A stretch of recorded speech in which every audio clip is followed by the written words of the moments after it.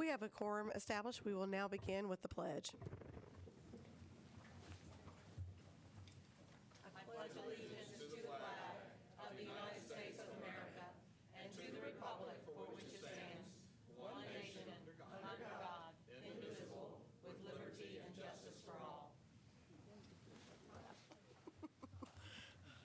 I know, that's all right. Thank you, everyone. It is the first Tuesday in December, which is when we hold our annual meeting for those of you who've not joined us before. We will now get directly to the business of our annual meeting, which is the election of officers. Excuse me. The superintendent will explain the procedure. Thank you, Madam Chair. In making nominations for the chair, a second is not required. Once all nominations have been made, there will need to be a motion and a second to close the nominations on the said name or names. Ballots will be handed out to each board member to vote and sign and pass to council, who will tabulate. Lacking a majority vote of the board members present, a second vote and subsequent votes will be necessary. The ballots are a matter of public record. So, are there nominations? Any questions? Clarity? Yes, sir. Okay. All right. Any nominations? Dr. Martin? I would like to nominate Chair Johnston Hostler to continue her leadership as chair. Specifically, she's provided great focus to ensure that the strategic plan informs all of our work, and with that, I'd like to see your leadership continue. Second. Second by Mr. Sutton. Okay. Other nominations? Mr. Secretary, I move the nominations be closed. All right, moved. Second that. Second by Ms. Cash. Any comments? All right, hearing none. Are ballots necessary with a single name? Let's have the vote on, there was a motion and a second, let's have the vote to close the nomination. Okay. All in favor of closing nominations? Aye. Opposed? Okay, carries. Dr. Merrill, to answer your question, yes, the ballots are necessary by board policy. It says that the vote shall be by written ballot. Okay.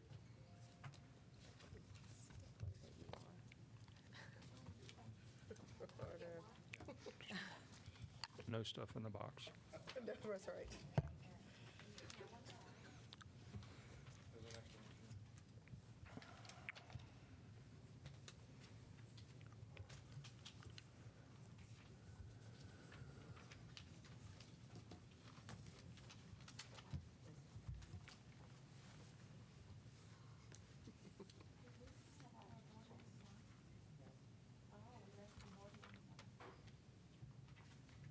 Oh, we did. Just for a point of clarification, my name was left off of the ballot, and I am perfectly fine with that. I don't know how that slipped off, but I am happy. Bring that up, though. Yeah, there are only 8 names. That's why it looks so even. I know.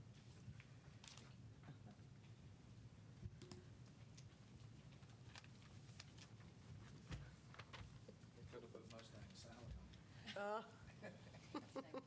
Mistake. It's hard to know what to call you. I know, Queen Bee. Oh, that's your name. Mhm.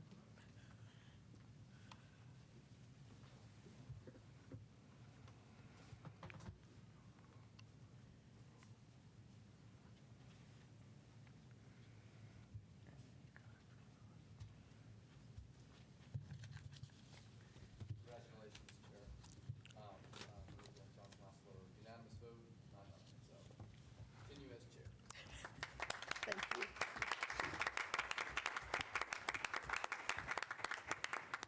Thank you to all of my 9 colleagues, our superintendent, and Jonathan for announcing it, but most importantly to my colleagues for your vote of confidence and your support. It's been a long year, but I do think we've stayed the course, and so I appreciate all of your support. We will now move, excuse me, to the vice chair. Are there nominations for the position of vice chair? Ms. Kushner. Madam Chair, I'd like to put forward a nomination of Dr. Jim Martin. Is there a second? Nope. Yes. Okay. Continue on in case there's Yes, are there, additional nominations? yes, are there any additional nominations?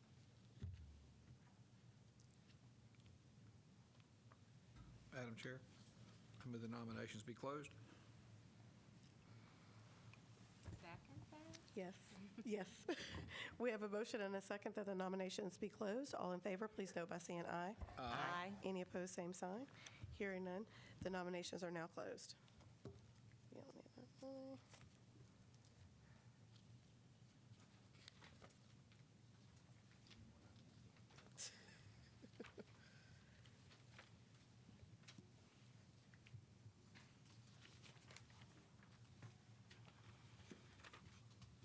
Madam Chair, I'd like to point out that Ms. Hartenstein is not on this ballot either.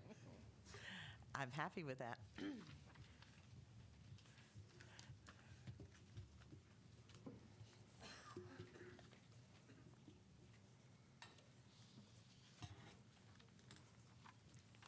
It takes a while to sign my name down.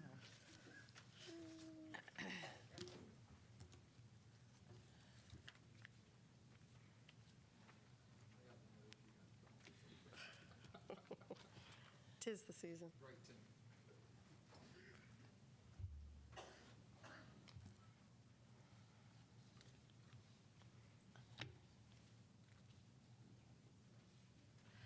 Madam Chair, I'd like to, I think on behalf of the entire board, thank Ms. Kushner for her excellent service as our vice chair this year, and for deciding that we'll let Dr. Martin take that position, but she has done an excellent job for us, and it's been really a pleasure working with you.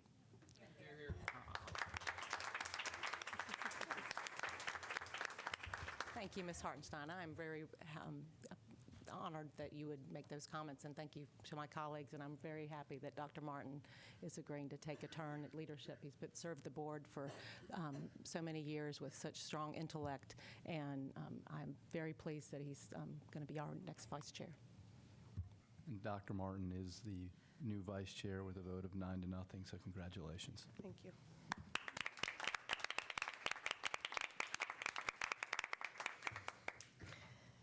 Thank you very much for your co-leadership, Ms. Kushner. It has been a pleasure, and the girl power at the front will break up. Still grow, still. That's right. We still got a lot of girl power here. Thank you. Yeah, thank you, Mr. Fletcher. I will now entertain a motion to adjourn the annual meeting. So moved. Second. We have a motion and a second. All in favor, please note by saying aye. Aye. Any opposed, same sign. The motion carries. Thank you.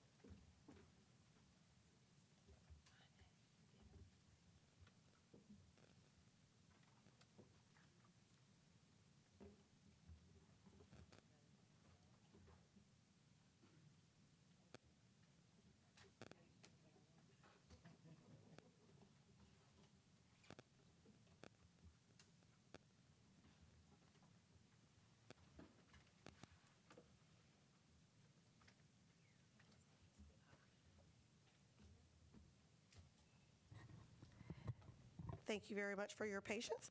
We will now officially call our board meeting to order. Dr. Merrill. Thank you, Madam Chair.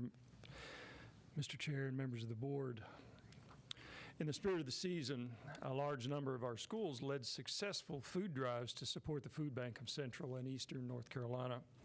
17 WCPSS schools participated in the Students Against Hunger campaign. The participating elementary schools were Aversboro, East Garner, Forest Pines Drive, Fuller GT Magnet, Hortons Creek, Middle Creek, Oak Grove, and Sycamore Creek. Mills Park and North Garner Middle Schools also participated, as did Athens Drive, Broughton, Cary, Leesville Road, Millbrook, Sanderson, and Wakefield High Schools. Sanderson once again led the pack, collecting food and financial donations that amounted to more than 550,000 meals.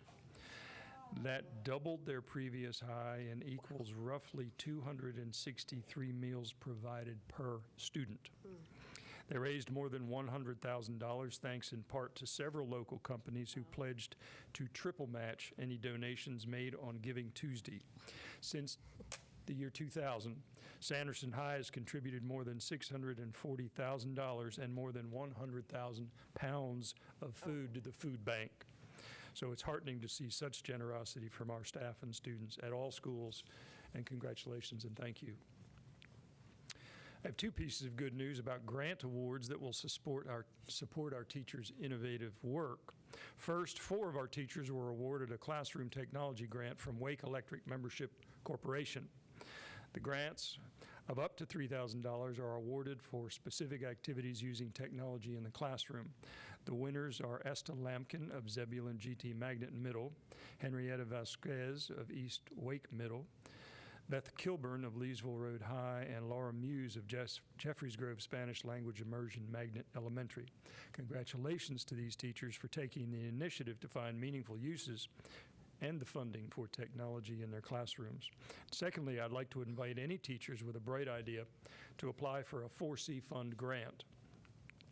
This will be the 3rd year of 4C Grant Awards, which support our Vision 2020 strategic plan by emphasizing the importance of collaboration, creativity, communication, and critical thinking in every student's education. To receive a 4C grant, applicants must explain how their project will use collaboration, communication, creativity, and/or critical thinking to prepare their students for productive citizenship as well as higher education or career. We expect to award 7 to 10 grants of up to $10,000 each. Teachers can find more information and the application form by visiting wcpss.net/4C grant. There will be an information session also here in Crossroads 1 on Thursday, December 14th at 4 p.m. The deadline to apply is January 10th, so good luck to all grant seekers. Finally, tonight, I'd like to share the story of how one of our outstanding young teachers makes classroom lessons relevant in a way that is quite unique. Catherine Malick brought her passion for the natural world to her animal sciences class at Reedy Creek Magnet Middle School. Her classroom is full of terrariums containing a variety of reptiles, which allows her students to learn firsthand about animal habitats, eating habits, and other vital components of caring for non-traditional pets. Catherine was honored this spring as one of our first-year Teachers of the Year, and WRAL featured her recently as their Teacher of the Week. Let's take a look at Catherine's unique and effective methods for sparking her students' curiosity. Mother was a teacher. She grew up loving animals, so it's no surprise to see Catherine Malick in the classroom surrounded by snakes, lizards, and other exotic pets. In partnership with the North Carolina Education Lottery, Gerald Owens spent a day in her unique class at Reedy Creek Middle School in Cary. We have lots of snakes. Catherine Malick's science class at Reedy Creek Middle School in Cary can make your skin crawl if you're not used to this. We have corn snakes. We have albino corn snakes. We have rat snakes. We have a garter snake. We have ball pythons. We have a rainbow boa constrictor, regular boa constrictor, king snakes, milk snakes, hamsters, bearded dragons. We did have a skink. So we've had lots of animals come in and out. And lots of students eager to take her class, which she believes is the only one like it in the county. By the end of the semester, most of the time, all the kids are holding everything. She graduated from NC State with a degree in animal science. Food goes in the mouth and waste comes back out the mouth, which is kind of unfortunate. At first, she thought about becoming a veterinarian, but after working in a veterinary clinic, she realized it wasn't for her. But I still was so passionate about animal science. I loved it, and I love kids. I love working with them. I always have. So this opportunity just kind of fell in my lap, and it was just the perfect fit. She had big shoes to fill, taking over for a 40-year veteran when she started at Reedy Creek. Which was nerve-wracking, because he had taught my students' parents. But it's her class now, and in just her second year as a teacher, she is carrying the torch while following her dream. When I was 5 years old at my kindergarten graduation, I said I wanted to work with animals, and it's just Really? stuck ever since. In Cary with our Teacher of the Week, Gerald Owens, WRAL News. To see all of our honored teachers, go to WRAL.com and search teacher. I don't know how you follow that. I didn't know there were that many types of snakes, but perhaps because I don't really enjoy snakes. But I'm not afraid to watch them on there, so that's great. It also speaks to the beauty of people finding their passion. And she found her passion in the classroom, which is not where she started. So just a reminder that our teachers come from all walks of life, and what we want to see is their commitment and those 4 C's showing up, because that's quite creative to have that many reptiles in a classroom. Madam Chair, if I could just kibitz on that. The shoes she filled, there's a record in that classroom of every turtle and every drainage pond on that campus. Over the years, how they've grown, it's carrying on a tremendous tradition at Reedy Creek Middle School, focused on nature and animals. I didn't know that. That's interesting, and hence, creeks in their name. Whoever named them did a good job. Thank you for that little piece of history. Fascinating to hear that as well, in conjunction with what she's doing in her classroom. I don't have a lot of comments other than tis the season, not just for the wonderful things that we see, the partnerships, public-private partnerships with our schools. It's an exciting time of year, not just the work that Dr. Merrill mentioned. Inlo's Charity Ball is this weekend, that also is raising money for homelessness in Wake County. So just a reminder that our students aren't just working inside of their building, but the partnerships. And so a gracious, heartfelt thanks to all of our partners in Wake County who see our schools as a viable partner, which I think is what we have to offer. One of the things we offer to our students is the access and opportunities that they're able to shine through our partnerships throughout Wake County. The last thing I will say is, again, thank you for the vote of confidence. There's nothing like having your colleagues believing you, especially when we're doing, as you all know, my favorite saying is, this is hard work. So it's hard work, and it makes it hard work, and I'm grateful to be doing it with each of you. Thank you. Dr. Martin. Thank you. First of all, I'd like to thank Christine for your service as vice chair. You've been a partner for the last 6 years that we've been on the board together. It's been quite a journey, and I've thoroughly enjoyed working with you, and thank you for your leadership. And thank you for passing the torch, and I will try to live into your shoes. Thank you to my colleagues for your vote of confidence, and to Chair Johnson-Hostler. I very much look forward to working with you. We've got a lot of challenges before us this year, and we're going to take them head on, and I really look forward to working with you as a team. Yesterday, we had our Board Advisory Council meeting with District 5, and Russ Smith and Kendrick Scott came. We were discussing school security and safety and whatnot. Russ, in his classic fashion, did a very good job of outlining both the details that we focus on to make sure our schools are safe, but also the change in culture that he has helped lead, and thinking about, how do we build relationship, and that discussion was very good with our families. And if you haven't had a chance to talk to and get to know Kendrick Scott, do that. Kendrick told his story of transitioning from being one of our troubled youth to being one of our leaders in campus security. Some of the members of my Board Advisory Council said, we've gone to these discussions and we've heard these reports many times, and we just expected another report. But we didn't just get another report. We got the story of a life, and a reminder of how all of us, whether it's here at the board, teachers, principals, may touch a life and transform that life, literally saving it and turning it into a contribution to society. So huge thanks to Kendrick. Thank you for your work, and also thank you for communicating your story to our BAC. Also had a chance to work with the folks leading the Athens Drive STEM Academy, they're working right now to try to get certification through DPI. They've got a number of good things going, and wish them best as they proceed through this application process. Thank you. Mr. Sutton. No comments, really. Just thank you, Ms. Kushner, for your leadership as our vice chair, and congratulations to both of you, Dr. Martin and Ms. Johnson-Hostler, and look forward to your leadership. Ms. Kushner. Thank you, and I'll echo the congratulations again. We're in good hands in our leadership. And thank you to my colleagues for your kind words.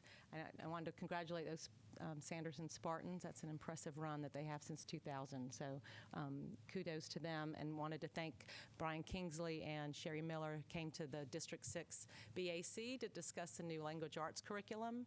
And as you heard in our work session, Brian talked at that time again of the bringing joy to the classroom, and that's just really infectious, I think, when you have an administrator talk about the classroom in aspirational terms like that. But the principals and parents gave really great feedback to them, and both Ms. Miller and Mr. Kingsley were very transparent about some of the bumps in the road we've had with the implementation. So I appreciated the great discussion and thank them again. And this morning I was able, with both Ms. Cash and Chair Johnson-Hostler, to attend the Advocates for Health in Action, very impressive session. There were more than 200 folks there in the room at 7:30 in the morning talking about building ACEs, resilience, and what's working in Wake County. And Drew Pledger and some of the work that we're doing here in Wake County with the community responsive, trauma-informed trainings that are going on. A lot of the folks that I know in Wake County don't know that training is going on. So I was glad to have Mr. Pledger highlight that for this room of folks in the community, and think of ways we can bring more community resources to our schools and to our teachers to support that important work. So do try to go see the film Resilience if you can. Marbles is still has 3 more second Wednesday of the month showings in their IMAX theater. So do look online and try to find a chance to see Resilience. Thank you. Mr. Agee. Yes. Last Friday, Mr. Fletcher and I met with the mayor of Wendell and one member of the town council. The issue had to do with Wendell Elementary School and the town and neighbors' opposition to the current plan and displeasure in the conduct of the whole issue. I also oppose this plan. On tonight's agenda, an East Wake Middle School construction project is being considered. I oppose this plan moving forward. I believe this to be a very bad plan for Eastern Wake and Wake County in general. Demolishing a structurally sound facility while being 1,000 classrooms short of seating is just bad planning, and I oppose it. Buckhorn Creek is being requested by a large number of families to be a year-round school. This school is supposed to be the 3rd reuse of the design. As it started as a $17 million construction project and currently is a $26 million project, I think it may be different than the first building and is not truly a 3rd reuse. $9 million in additional construction also adds time to the construction schedule. Staff has stated that it cannot be ready on time for a year-round school. I believe it can be done. The construction schedule substantial completion date is always set many weeks prior to the first day of school. There have been many schools opened as year-round that began construction as traditional calendar schools. Many times this decision was made later in the schedule than we are now. Previous department heads have made this happen, and I think that we can do it again. Ms. Hartenstein. I've been extremely impressed with all the tweets that I have been seeing from schools as we are working to develop emotional needs in our kids, and in gratitude and in appreciation for one another, and building cultures within our schools. Lots of our schools have participated in things that they're grateful for, and they're not big things. They're things that really mean something, and how they are learning to do a better job of treating each other. And so I've been really impressed with those tweets that I've seen. I've also been impressed with the thoughtfulness of the many parents who have been sending us emails and going online and expressing their concerns and their points of view. And engaging in those kinds of conversations is only helpful. And I said this 2 weeks ago, I look forward to more of this work because we have many challenges, as Dr. Martin said.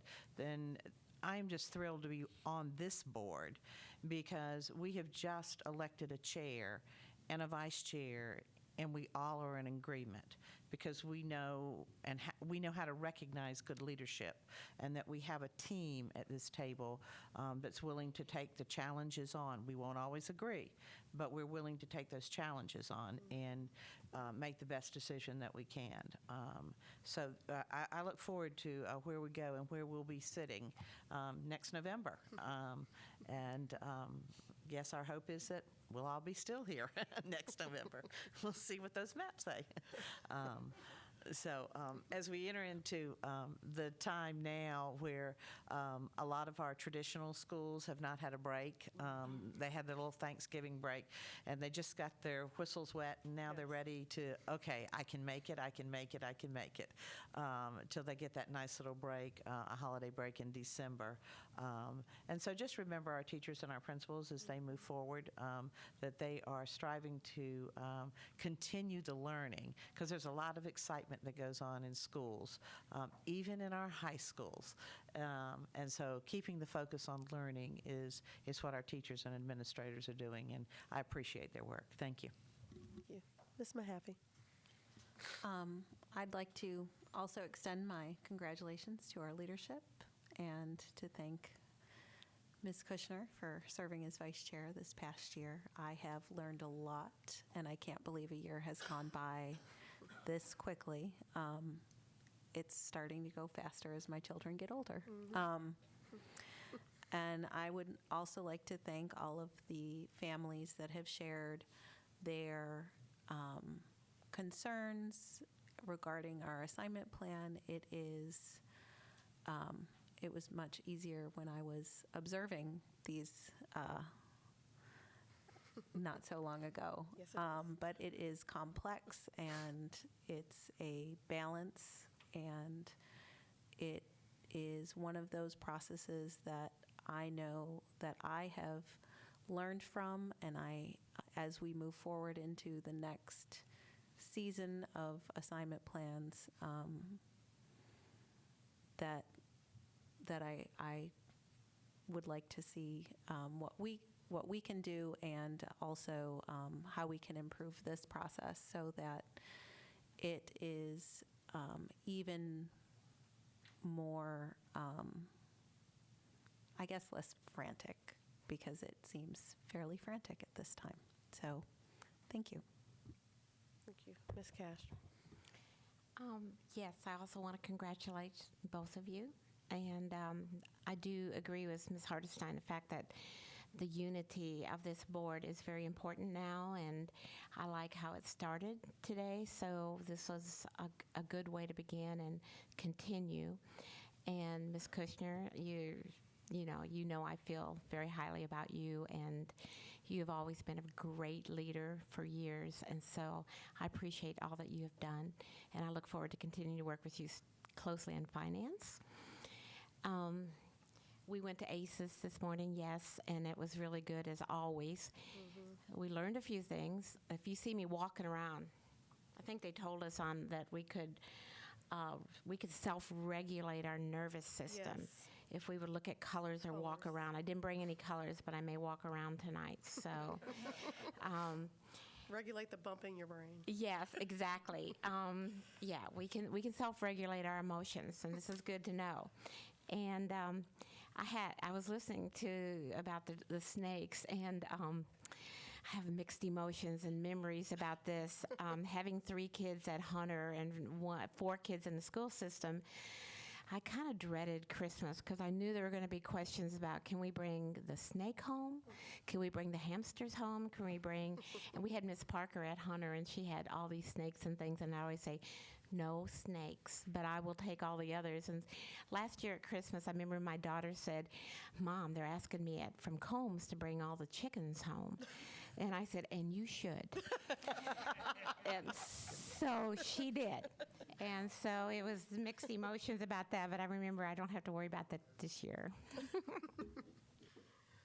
Mr. Fletcher. Well, I too would like to thank the leadership of our board for the last year. Actually, 2 years, I believe, we've had that combo helping us in different dimensions, different roles, and look forward to that same quality leadership moving forward. So thank you for stepping up, Jim. And that's all I have to say tonight. Mr. Fletcher, you're sick and it's making me sad. You always have lots to say. I know. I don't think I'm sick. I just got a nose that won't quit. That would I be felt the what we same call way a 3 weeks ago. symptom. It's been 3 weeks. Yes, a symptom. Although I have to say, the people I've talked to today have said that's the first day It is. of what took me 4 weeks to get over. So That is Lord, my house. Lord prevent it. 4 weeks at my house, 4 weeks. I'm standing strong. Mr. Sutton. Just one quick point. I think we would be remiss if we did not recognize and wish or grant well wishes and good luck to the football team and Coach Reggie Lucas at Wake Forest High School, as they'll be playing in the state championship this Saturday. So we wish them Yes, we do. well as they'll be playing in Winston-Salem.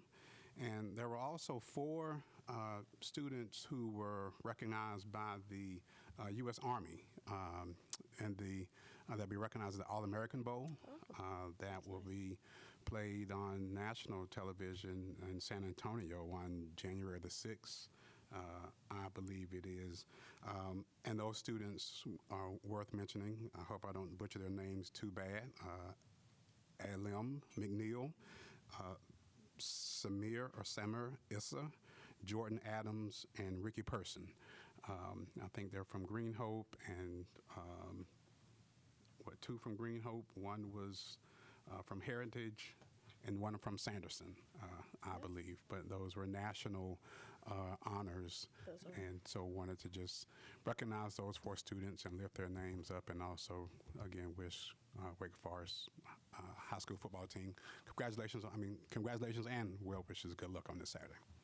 Thank you for lifting them up. You know, there's a little bit of like the secret cheerleader in me who still really, really misses high school football. My daughter's not really into it, so I still miss it. So thank you for lifting those up. And we absolutely wish them well, and congratulations to those 4 students who will be on national TV. We'll be cheering them on. We'll have to make sure we remember to tweet that out, which I'm sure somebody will. So thank you. So I will now entertain a motion to approve tonight's agenda. Mr. Agee. I'd like to amend the agenda and remove 2 items from the consent items. One is item E, the Lynn Road HVAC project. I'm curious why a facility that had a major renovation about 10 years ago is needing such major work at this time. And the second one is item H, which is East Wake Middle, which I spoke to earlier. I just don't like the idea of us demolishing a serviceable facility when we're so short of seats. Question in terms of clarification is that a request to pull from the consent items and add it to action for a discussion point, or are you asking that the agenda be approved without those 2 items on it altogether? I'd like the agenda approved without those items on it in its entirety. Okay, so that's the motion before the floor, to approve the agenda without those 2 items. Okay. Mr. Sun. I would also like to, or make a motion to remove the naming of Southeast Raleigh Elementary School, remove that from consent, and send it back to facilities for further discussion. So if I can interject, we can get back to that, but that's right now out of order. If we could see whether there's a second to address These first 2. the motion for the agenda, and see if there's a second to that. Okay, we have a motion to Mr. Agee. Mr. Agee made a motion to remove E and H under facilities under consent. Is there a second? Second. We have a motion and a second. All in favor, please note by saying aye. Okay, so are you going to now So- try to Amend his motion? amend his motion now to do something else? Yeah, we could just do them one at a time. Okay. Yeah, there's a motion and a second on the floor for Mr. Agee's removing E and H from consent completely from the agenda. Correct? Okay. All in? Yes, Takes a majority. it's a majority. All in favor, please note by saying aye. Aye. Any opposed, same sign. Nay. Please show of hands. Sorry. Okay, the last one. The nays. Perfect. We're on the nay. We're on the nay. Okay, So at this point, we don't have an agenda. That's for it at right. all. Okay. all right. So it still remains. Madam Chair, I would like to make a motion that we move E, H, and J to action.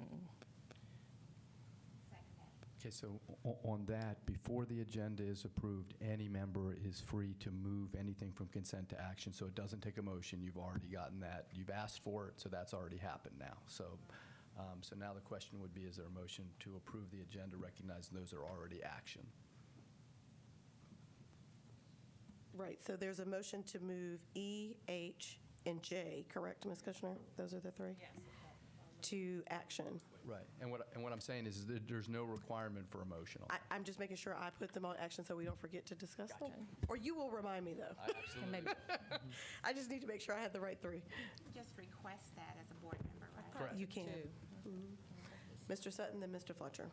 So I'd like to make a motion to approve tonight's agenda with the said changes of moving E, H, and J to action. Second. We have a motion and a second. All in favor, please note by saying aye. Aye. Any opposed, same sign. The motion carries. Thank you.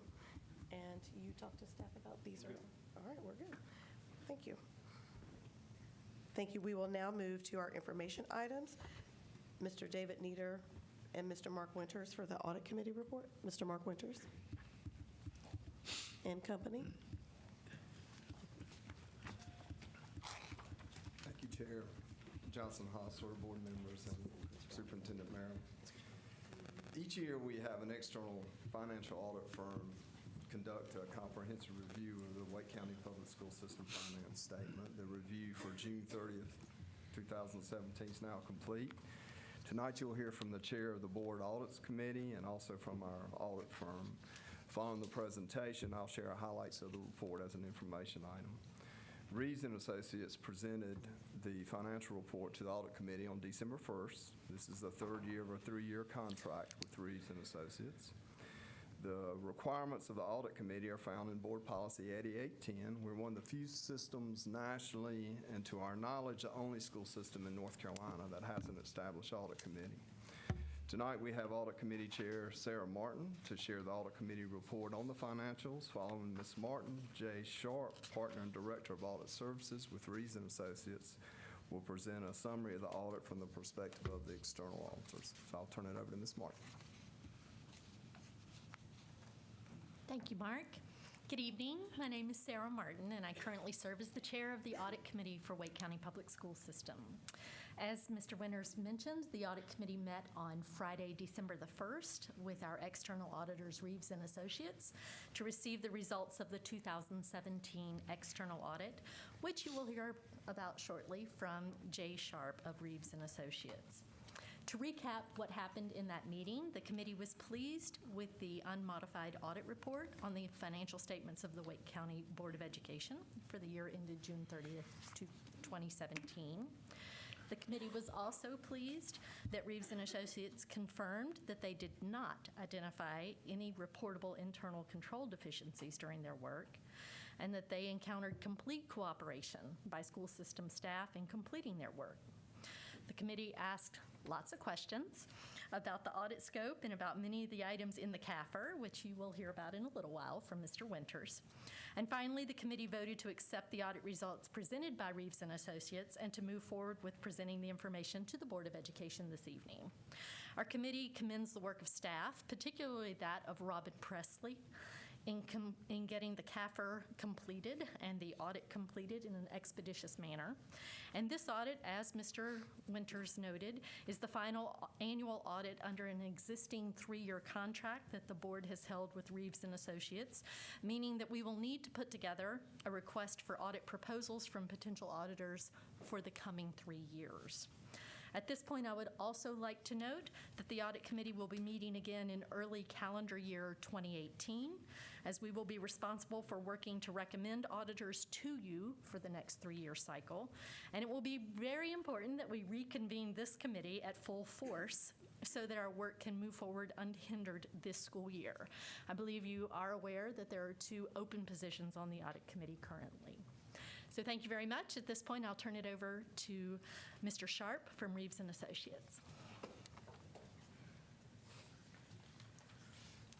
Good evening. My name is Jay Sharp. I'm the Raleigh Audit Partner for Reeves and Associates. Reeves and Associates did conduct the audit for the school board for the 2017 year end. I'm here to present the results of those audits.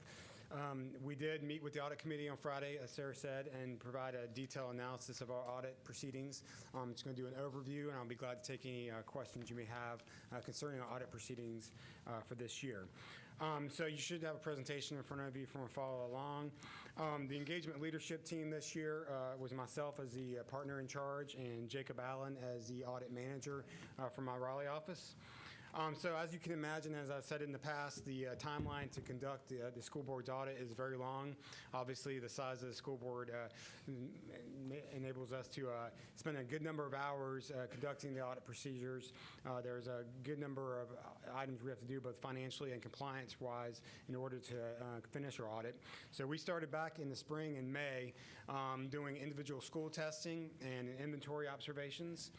We came out to Crossroads in the end of July and started our compliance testing and our internal control testing. And then we came back for the last 2 weeks of September to finish up our compliance testing and do our financial part of the audit. The school board does prepare the CAFR. We reviewed that in the middle of October, and we sent that to the Local Government Commission for their review and approval in November. The Local Government Commission, as I said to the Audit Committee on Friday, comes back with 3 responses, possible responses on every financial audit for each government entity in the state. 1, they come back and have no comments and say everything is good, or 2, they come back and say either you have to make changes this year and resubmit, or you have to make changes for next year. In the past, they've usually had minor comments for changes for the next year, but I'm happy to report this year they had no comments. It was approved as is on the first run and go around for the audit this year. So the status of the audit, as everybody's already said, the audit is done, has been completed. The financial statements have been approved by the Local Government Commission, and you have the final copy in front of you. So the role of the auditor, you hire us to render an opinion on the financial statements, which we'll talk about in a minute. We have to, in order to do that, plan, assess risk, and perform audit procedures in order to obtain evidence sufficient enough to render that opinion. We do a lot of internal control work, whether it's understanding the controls in place, tests of controls. Obviously, because you're receiving state and federal funding, we have to do a compliance audit or single audit also. So also, we are to communicate to those charged in governance how the audit went, and we're going to talk about that in a minute, and to communicate to those charged in governance if there was any issues noted during our audit proceedings, which we'll discuss in a minute also.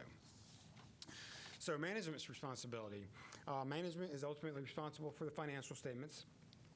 Also, management is responsible for the design and implementation of internal controls. From time to time, we might make some recommendations, but ultimately management has to fulfill those recommendations and implement those controls. So the major objectives of this year's audit, as the same as has been in the past, 1 is to render opinion on the financial statements. 2 is to report our considerations of internal control over financial reporting and compliance. And as I said, because you receive state and federal funding, and because you met the minimum thresholds to report on the compliance with both state single audits and federal single audits. So the results of this year's audit. For the financial part, as Sarah mentioned, you received an unmodified opinion on the financial statements. This is the best possible opinion you can receive, and is the opinion that the school board should strive for year in, year out. as a result of the federal single audit this year. Because you've been determined to be a low-risk auditee because you've received no findings the last couple years, we are required to test at least 20% of your total federal expenditures when it comes to compliance and major programs. So the major program that was selected this year was Title I. I'm happy to report there were no findings as it related to that compliance component. For the state single audit, the major program is the State Public School Fund, which is about 99% of your funding from the state, and driver's education. I'm pleased to report that also there was no findings related to the compliance component with regards to the state single audit this year. Finally, I want to comment on our proceedings with the audit and how the audit went from our perspective. I'm happy to report we had complete cooperation from the school board during the entire audit process. As I said, this started back in May and completed our field work at the end of September. We touch a number of departments, obviously, not only accounting, but compensation services, child nutrition, purchasing. We went out to 17 different individual schools. Obviously, we do inventory testing. So we're intercounting a number of people at the school system, and we received complete cooperation from everybody during the entire audit process. We had no disagreements with management. Everything went very smoothly. The audit was a pleasant audit from our perspective. So that is my presentation for tonight. I'd be glad to take any questions you may have regarding the audit proceedings.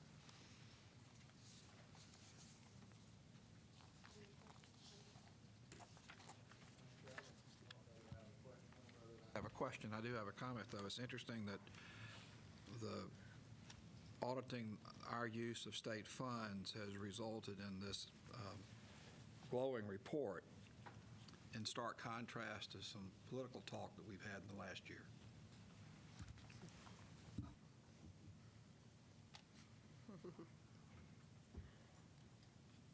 Any other comments, questions? Ms. Kushner? I was going to ask, sir, if you could explain to the board how you choose the 17 schools that are as part of this audit. And also note that we do have an internal auditor who audits different schools than the 17 that are in this audit. But if you could tell us about that. Yes, absolutely. As I said, you have 170 plus schools. We rotate the choices we make every year. We do about 10% of the schools, which obviously is 17. Unless there's a major problem identified during testing at a school, we do not go back to the same schools. We try to rotate ones every year. We do communicate with an internal audit department to make sure we're not going to the same school they went, so there's additional coverage there. Any other questions or comments? Thanks for that clarification. Okay, Great, thank you. Okay, now I'd like to take you through the audit quickly. First of all, I'd like to thank all those involved with the audit, finance and budget staff, internal audit, Reeves and Associates, and the audit committee, and Ms. Martin is the chair of the audit committee, and we also have Laird Hepburn to my right, who's come tonight in attendance. And finally, as they mentioned, Robin Presley, who is sitting to my right also in the blue sweater. You know, it's hard to think, but every number in this book is put in there by Robin and calculated by Robin and tied by Robin. And she also puts the book together. We have a contract where we put our financials together, and then the financials are audited by Reeves and Associates. Many school systems just hire an external auditor to do their financials. So it's a lot of effort that she puts into it. I'll take you through the financial document with a brief description of each section and ending with some summary information in the statistical section. This document's separated into 4 sections: the introductory, financial, statistical, and single audit. The introductory section includes a letter of transmittal, which provides information on the county and the school system and the audit process. The financial section includes management's discussion and analysis beginning on page 4, which summarizes the financial performance of the fiscal year, and a couple of the schedules that I'll talk to you about has similar information. The financial reports begin on page 12 and include detailed statements of revenues and expenditures and the balance sheets for all funding sources, along with the footnotes to all the statements. The single audit section begins on page 112 and includes the auditor's report on internal controls and compliance. The schedule of expenditures of federal and state awards begins on page 122 and ends on 123, providing information on grant revenues and expenditures. And then page 118 through 120 are the schedule of findings and question costs. And both Ms. Martin and Mr. Sharp mentioned those review areas that we received an unmodified opinion in each area with no findings or no material weaknesses. An unmodified opinion is the goal of the school system, meaning the audit was clean and the financials give a true representation of the financial status of the school system. So if you'll turn to the statistical section, which begins on page 77, this section provides global information about the school system in the county, and the schedules associated with the county are directly from Wake County Government Financial Report. So let's begin on page 87. This is the general government expenditures by function. This schedule provides the per pupil expenditures for the fiscal year. The column on the far right of page 88 is the total per pupil, which includes both operating and capital expenditures. Two columns to the left is the total operating cost per pupil. So if we stop building and renovating schools today, this would be the per pupil costs associated with operating the school system. The operating expenditures increased by $160 per pupil, which is the highest per pupil amount in the past 10 years. The major category, back on page 87 under instructional services, there was an increase of $174 or 3% per pupil. Most of the operating increases are tied to the state salary schedule and the changes made within the teacher pay. So we're the largest school system in North Carolina, and these numbers, as the board knows, I'm not sure the public realizes, but this per pupil amount is 98th in the state of North Carolina. So the $8,730 is 98th among the LEAs in the state of North Carolina. If you'll turn to page Total number? 115. Right. If you'll turn back a page to page 86, this is the general governmental revenues by source. This report provides the revenues received for the fiscal year by categories over the past 10 years, and all the columns are related to operational revenues except for the county capital improvements. This is where we record the actual revenues used from the building program. You can see the trend in the building program as the deferred building needs over the past few years are starting to be caught up a little bit. The first column is the funding that the school system receives from the state. If you look at the funding in year 2009, as the last year of the increase that we received from the state prior to the recession, you'll see we received $734 million compared to our current revenue of $880 million. The increase over that time period is approximately 20%. The growth in students in Wake County during that time period is 16%. However, if we adjust the $734 million for inflation, the current dollars would read $844 million, which shows just a 4% increase in state funding with a 16% increase in student population. So roughly with current figures, the 2009 would equate to $6,133 per student, where our current revenue is $5,500 per student, roughly a $600 difference. Throwing a lot of numbers at you, but basically, if we were being funded the same way in 2009 with growth in inflation, we would be receiving $90 million of additional funds from the state of North Carolina.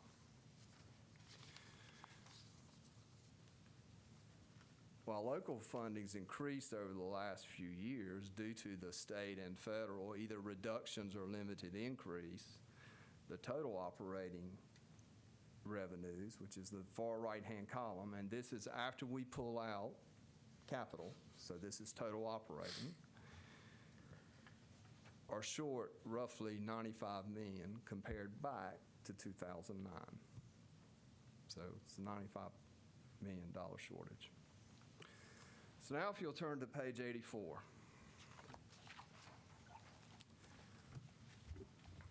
This is the schedule of fund balance over the past 10 years. The top half of this schedule is the general or local fund.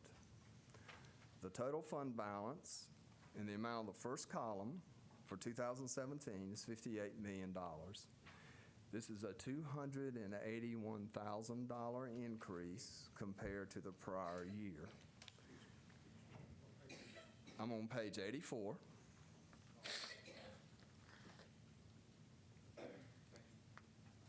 So we have a $58 million total general fund balance, and it's a $281,000 increase compared to the prior year. And if you look to the right on page 85, you'll see in 2012 we had a $92 million fund balance. So we've had a $34 million fund balance decrease over the past 6 years. In 2012, we were receiving ARA funding, and we had central office reductions in force and other budget cuts. And we had very cautious spending on the heels of the recession. So that's when the fund balance increased to that $92 million. And as I've said, we've decreased $34 million over the past 6 years. The increase this year is a result of excess revenues over expenditures, transfers out of the general fund for capital purchases, and increased inventory on hand. And the increased inventory is actually bulk fuel purchases that we've discussed in previous years. So the $58 million fund balance consists of categories beginning with non-spendable inventories and prepaid expenditures at the top of the page on 84. The inventory category includes the end-of-year balances for areas such as the maintenance and instructional warehouse and in transportation, including that bulk fuel inventory. The items in these categories for inventory have been spent and are not available for use by the board. The next section is restricted, which includes accounts receivable, so funds owed to the system but not collected, and carry forward encumbrances. Those total the stabilization by state statute. These are restricted by state statute and again not available for use by the board. As you continue down the column, the next section is the assigned fund balance, and I'll come back to special projects in a moment and cover the other categories first. The insurance line item of $10.7 million includes the school system's self-insurance for dental and workers' compensation and a reserve for liability claims. This reserve was established to cover potential claims below the plan's deductible limits in order to keep our premium costs down. As the insurance rates have risen, we've increased our deductibles. And so our current deductibles range from $25,000 to $250,000. So we have set aside money to cover some of those potential claims. The $1.3 million in flexible benefit plan represents the balance of funds collected from employees and not spent to date for medical independent care. The $12.8 million of subsequent years' expenditures are obligated to balance the current year's budget. Our board policy states that we'll use 50% of our fund balance of the prior year. So you see in 2016, we had $13.8 million. We used that 50% of that fund balance in our original budget document. However, in order to balance the budget, we had to add an additional close to $6 million, and that's why you see $12.8 million as subsequent years' expenditures. Final category under assigned fund balance is reserved for special projects at $14.4 million. Included in this balance are standard reserve items that we have on a yearly basis, such as money we set aside for new schools opening that did not get spent necessarily prior to June 30th, and they need to use those monies as they open up the schools in the fall. Funds to reimburse the state for state salary exception reconciliation, and that's strictly as we close out the year, we have to balance the state funds, and as we pay our last payroll, we may have some exceptions that we have to pay out of local dollars. Additional funds were set aside in the amount of $5.5 million for carryover textbook funds. You know, we've had flexibility from the state in the past with our textbook funds, and we've been able to cover costs with state money and dedicate local dollars to textbooks to guarantee the carryover. And we've done that the past 2 years, and we had $5.5 million, which we reserved. There's over $3 million set aside to reserve to protect us against any liability associated with the pension spike in law. We've discussed that in the past, where we carry some liability if the state determines we owe funds for somebody who may retire. There's $2.3 million set aside to meet any class size issues the school system may face this year to meet the new law requirements, and close to $1 million in insurance funds to meet final payments for hurricane, flood, and fire damage in 2016 and 17. Most of you know Vernon Malone. We had hurricane damage, then we had another flood, and Hodge Road had a fire damage. Tonight on the consent agenda is a request to appropriate $5.4 million of special projects in combination with some additional insurance reserve to cover immediate needs. The textbook balance was appropriated and approved by the board in July.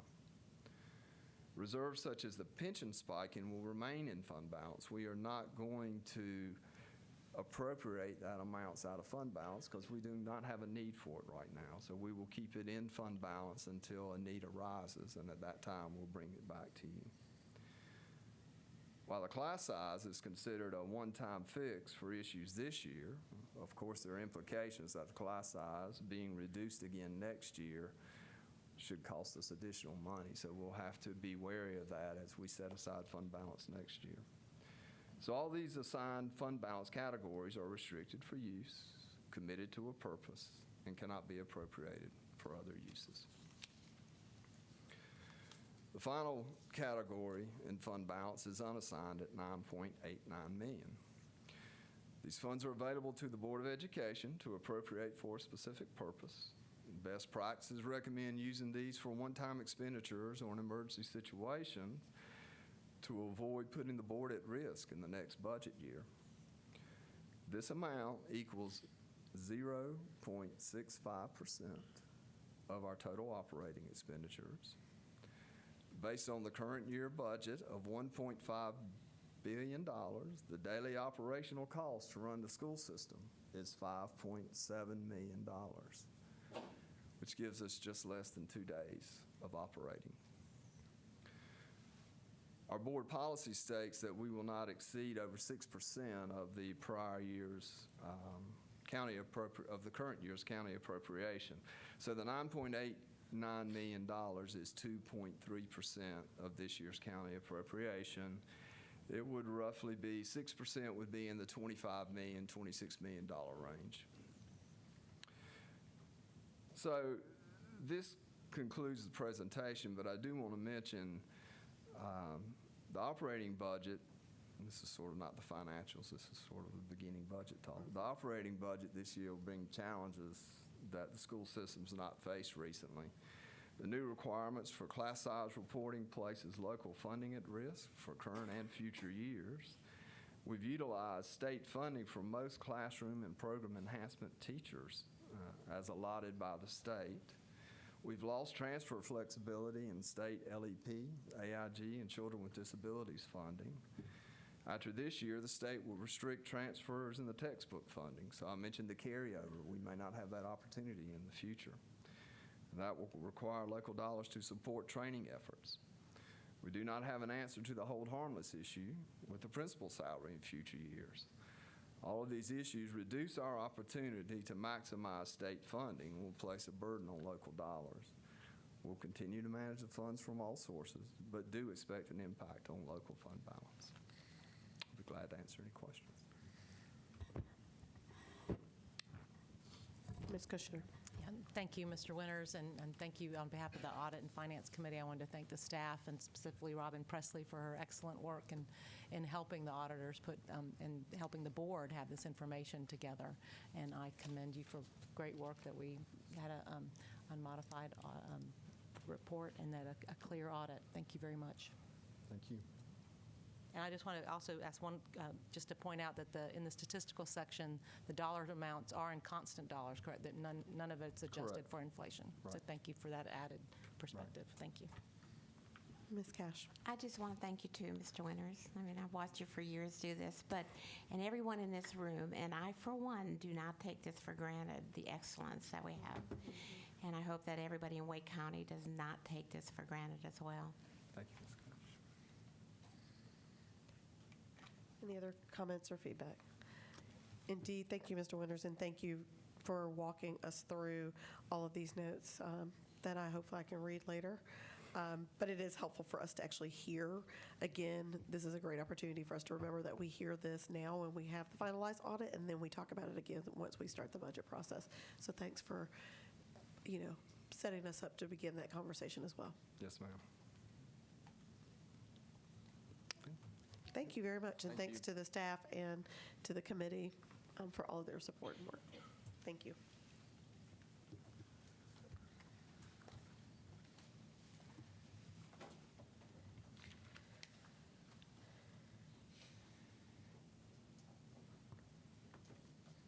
We will now move to public comment. Citizens who sign up to address the board during public comment will be called on in priority order, first for the items on the agenda and then for items not on the agenda. Each individual speaker will be allowed 3 minutes for remarks. Specific personnel or student matters are not appropriate for this public comment setting, but may be addressed through applicable WCPSS personnel, the grievance policy, or other applicable policies.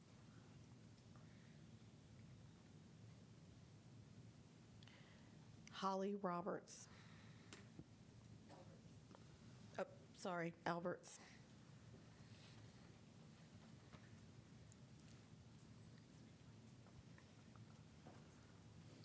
Good evening. I'm Holly Alberts, and I'm back again to speak in front of the school board on behalf of my son. He's a third grader at Abbott's Creek, and due to the class size mandate, he must attend another school next year.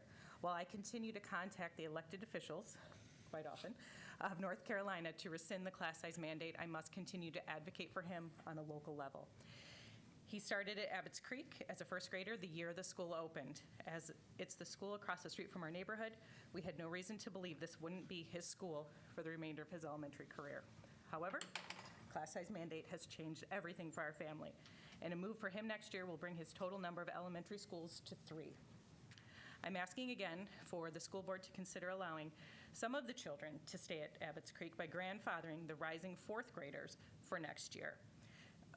Wake County Public School data indicates an annual negative net gain in population for Abbott's Creek since it opened, based on the draft that came out just recently. And so I hope this data can support keeping my rising fourth grader at Abbott's Creek to provide stability and proximity for his academic growth. Thank you.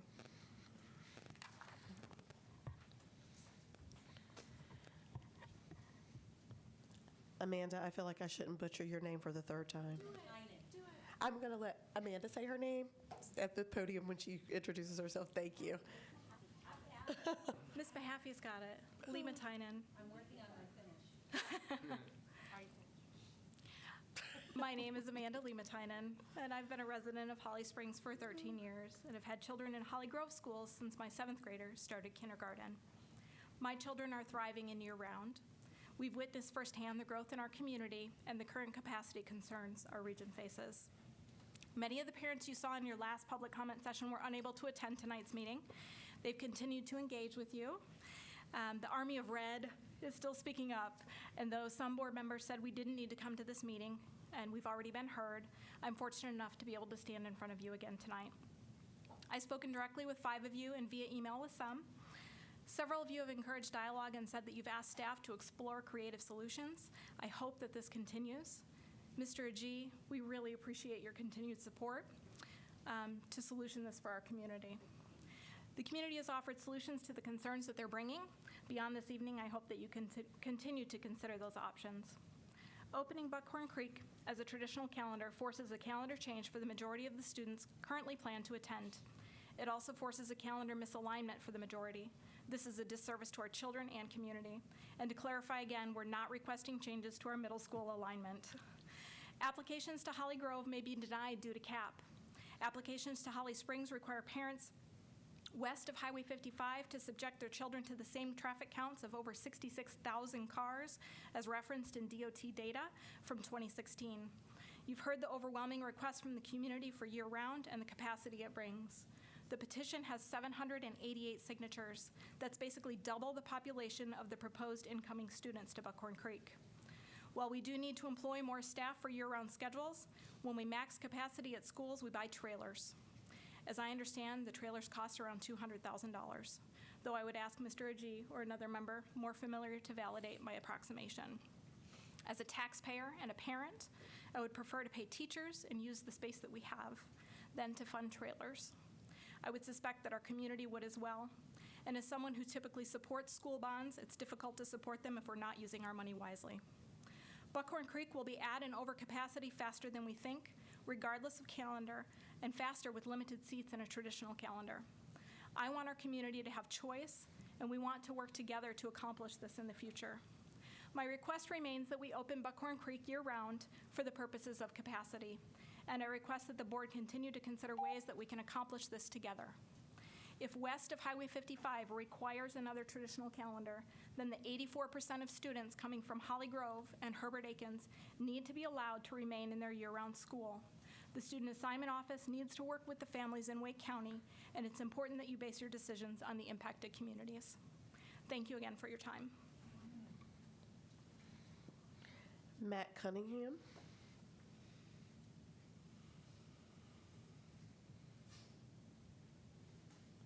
That ends our list for those who signed up for this evening. Oh, at the bottom, sorry. Thank you to both of you. James Ward.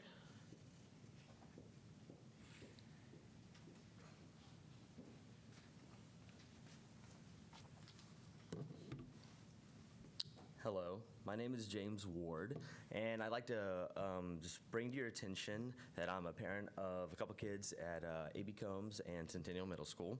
And it was interesting that I listened to the audit group talk earlier tonight, because it sounds like that in a couple years, money is always an issue. So I've been working in the solar industry in Wake County and Raleigh for 7 years. And for the last 4 years, I've been trying to offer a free solar system to Underwood Elementary School. And so I started with teachers, the principal, facilities, then went to legal, and went to back and forth until it took about 4 years. My kids don't even go to Underwood anymore. They denied it because the solar system was going to be on the roof, which coincidentally, that's where the sunlight is. And we don't see a lot of solar on the roof because facilities don't want to deal with a roof problem. But we offered a free solar system. We offered an extended warranty of the roof. Basically any issue that could arise, and I've had many conversations with personnel, we tried to just take care of it. I mean, we said it's totally free. When you look at all the roofs that the county actually has, when you do an analysis, which I'm just saying, we should accomplish soon in 2018, we can save millions of dollars, and that could go to educational purposes. So I spoke with the town commissioner in Apex, who advocated that he would like to have Apex Olive Chapel Elementary School has a standing seam metal roof. The two schools, Centennial Middle and Underwood, have flat roofs, which means it would be ballasted, still no penetrations, but more cause for concern. A metal roof, super simple. You just clamp onto the standing metal seams. Again, it's all free. We wrote up the contract that if there's any issues, we would remove it. We just had investors who wanted to put up the money. www.ncssolarschools.org is for free solar education started by a college in North Carolina. It's free for K through 12. So basically everything's already been done. I've gone through the proper channels, and after many years just got the no.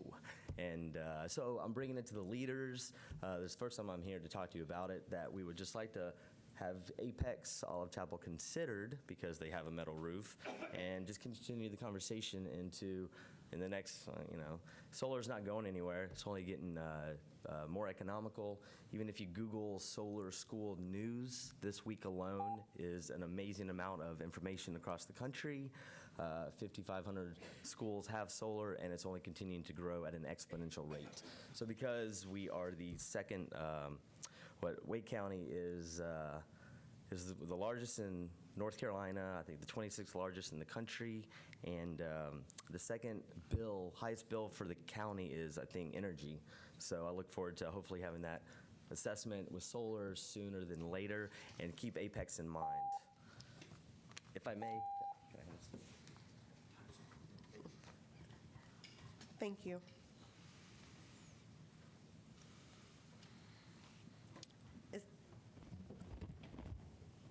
Is there a motion to approve the consent items?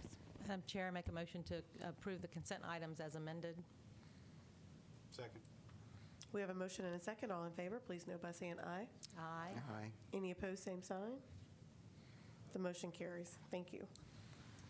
We will now do all of the facility items, including the one that's on action item, in addition to the 3 that we move from consent. Mr. Josiah Moore.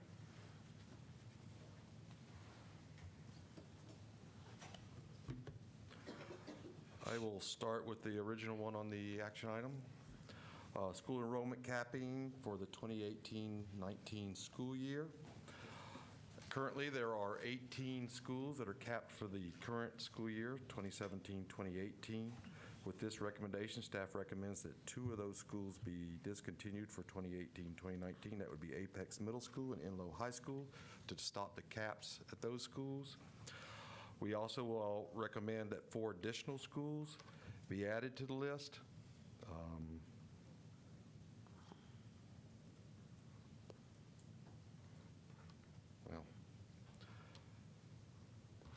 Reedy Creek, Rogers Lane, Scotts Ridge, and Wendell. Yes. I was looking for some other notes I had to go with them, but Assembly's not working right here. So yes, those schools for Reedy Creek Middle School, Rogers Lane Elementary School, Scotts Ridge Elementary, and Wendell Elementary are recommended to be added to the list for 18-19. With that, I ask for board approval. Ms. Mahaffey. I just want to express excitement to see the cap come off of Apex Middle. I know it's been capped for a long time, and I find that very encouraging. I want to recognize that many of these caps are in place due to a class size mandate and in anticipation of lower class sizes in K-3. And I have a lot of concerns for the cluster that I see in areas, specifically Olive Chapel and Scotts Ridge, where both are capped. And just recognizing that we need more seats in that due to the class size mandate and others. And I'm hopeful that our overflow schools will be able to hold all of our students.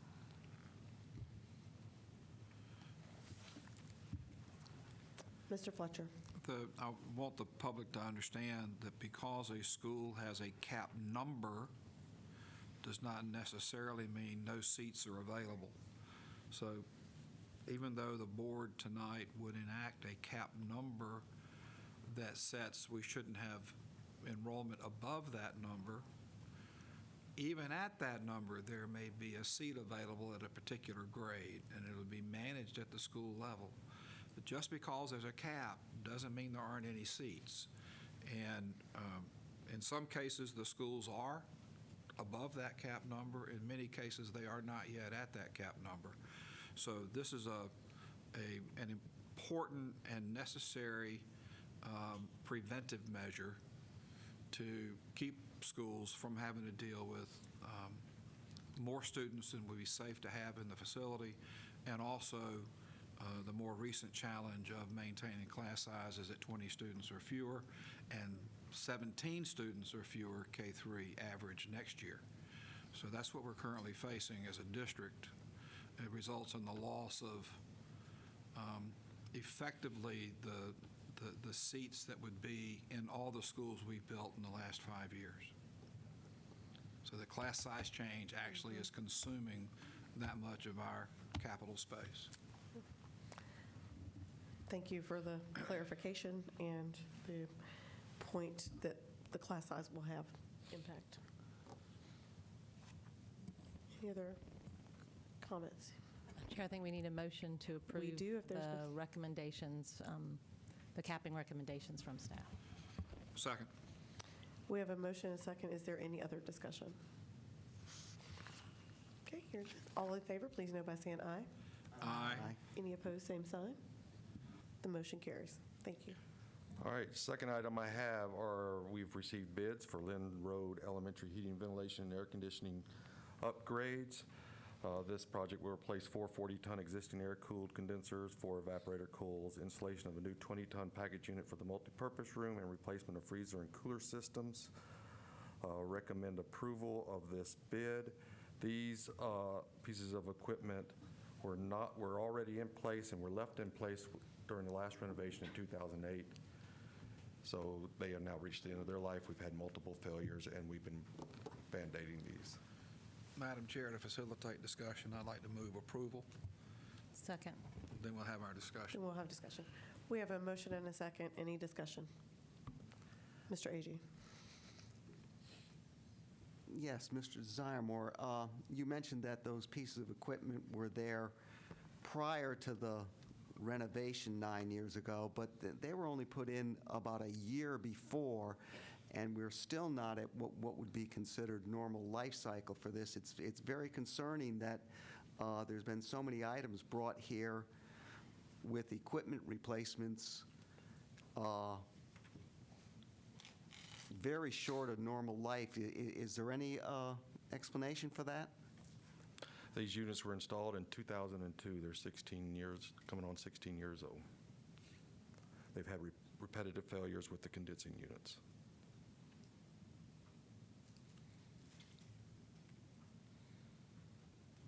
And so they are just completely beyond repair.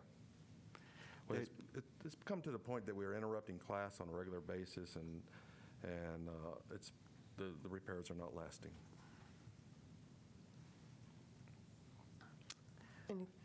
Anything further?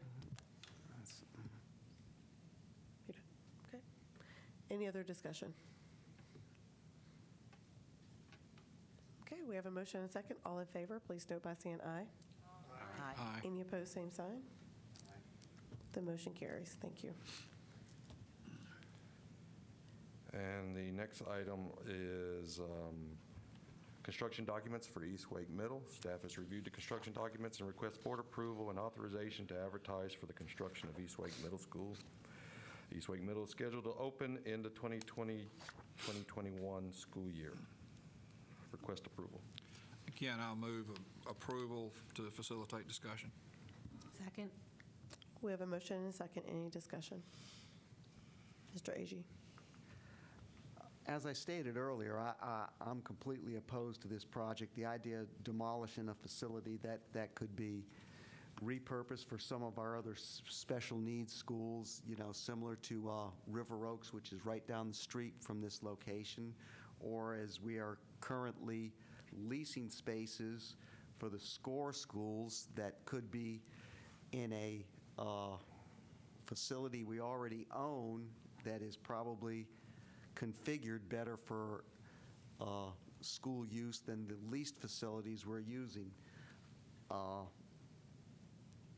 think that for Eastern Wake to construct this school on a different piece of property and keep this in place would be the best thing for Wake County schools and the county overall. I'm curious, was there any work done to look at reuse of the existing facility?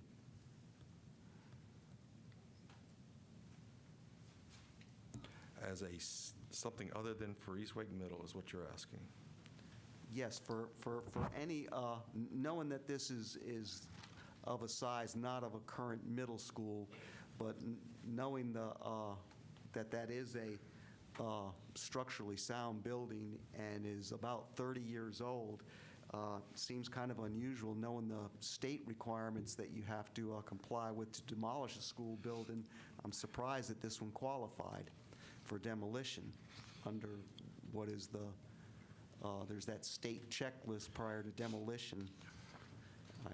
I'm not aware of staff looking at using that building for another purpose in the analysis. It was looked at as a comparison of renovation versus tearing down and building new. That was the analysis that was done. And so there was also no look to select another site and keep that building in place and in use for the school system. No, there was not that I'm aware of. Mr. Okay. Desiremore, when was that analysis made, to the best of your knowledge?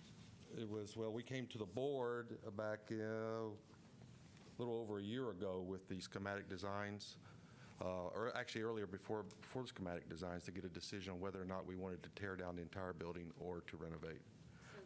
So the tear down decision was made by a previous board, correct? It was made by the board, yes. Okay, but it was a board decision. It was a board decision. Okay. Ms. Kushner. Well, I was going to ask Mr. Desiremore if you could go back and talk about how East Wake Middle School ended up on the renovations list, and just briefly summarize how it, because I can't remember if it was health and safety, what the drivers were. It is a large site, so my recollection is that the new building is going to be built on that site, so there's not a need for swing space. The students will remain in that current building while the new construction's going on. Can you refresh our memories about this overview of the project? Sure. As a reminder, for our prioritization process, we look at student assignment needs, we look at program needs for the site, we look at health and safety, and we look at the condition index for the school. The condition index for this school was pretty high due to the issues with the systems and the structure itself. So a high score indicates a need for higher priority for replacement. Thank you. So based on those items, it was looked at, I forgot you asked something else there. Swing space. Oh, yes, the swing space, excuse me.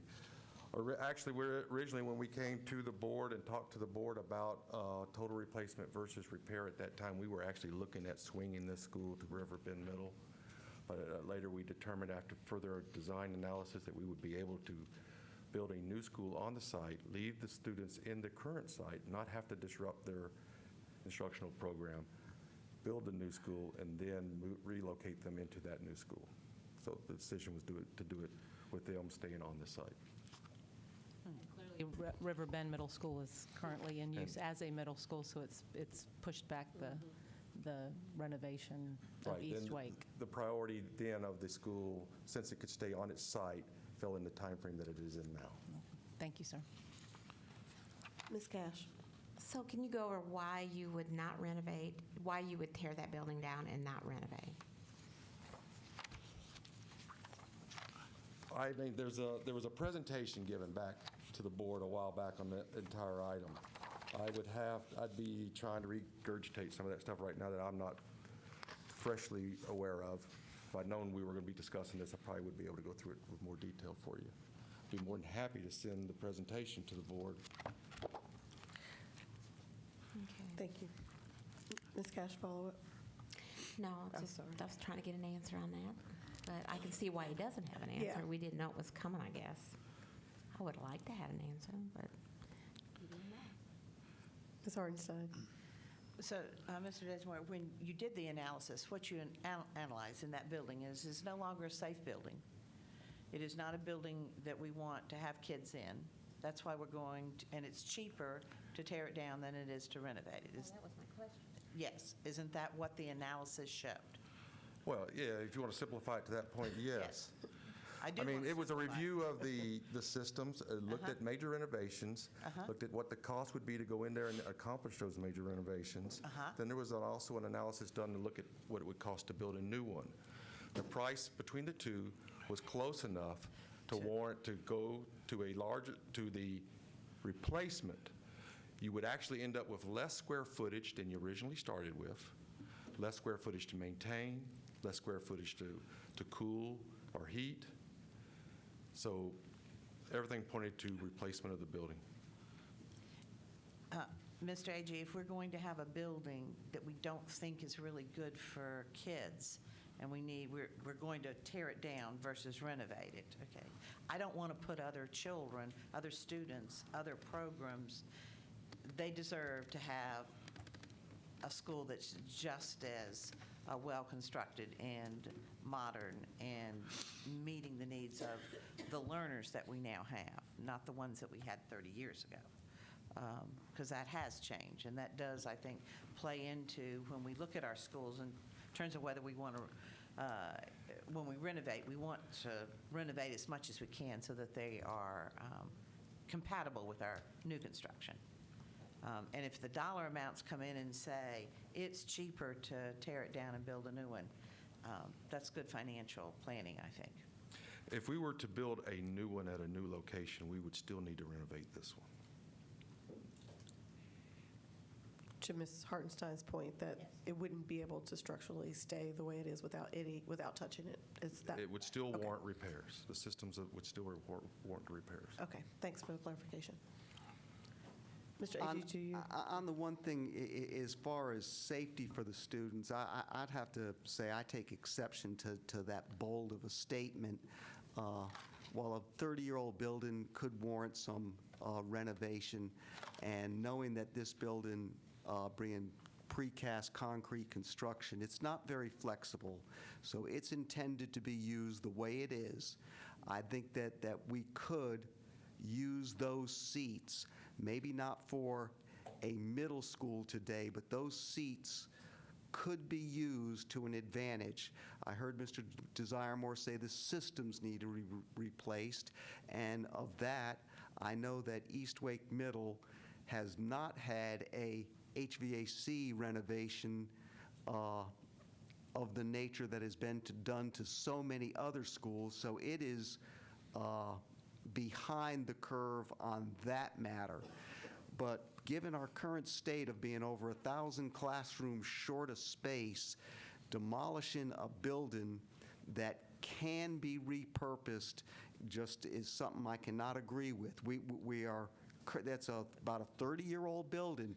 We're currently looking at renovating buildings that are 90 years old that have more complications and size limitations than this building has.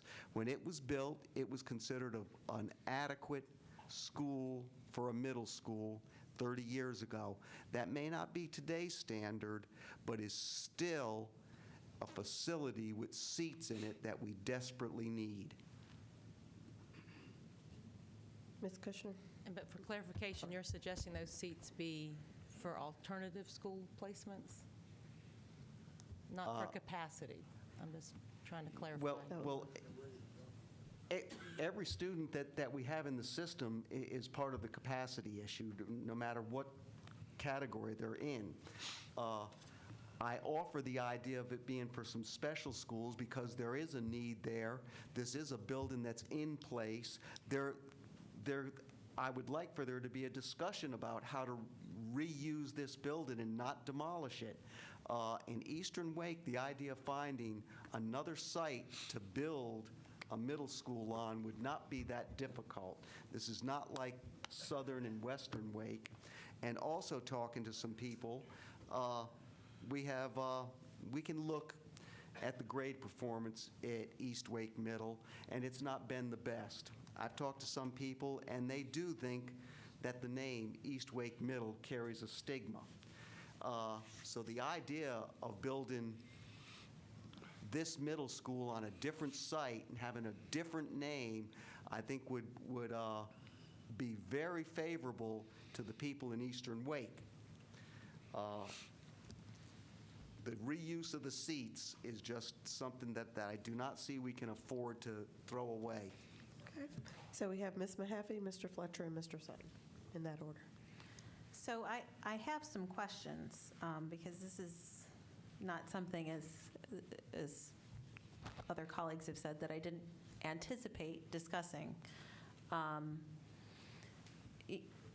hearing that we would need to find that we would be overturning a previous decision that was made over a year ago.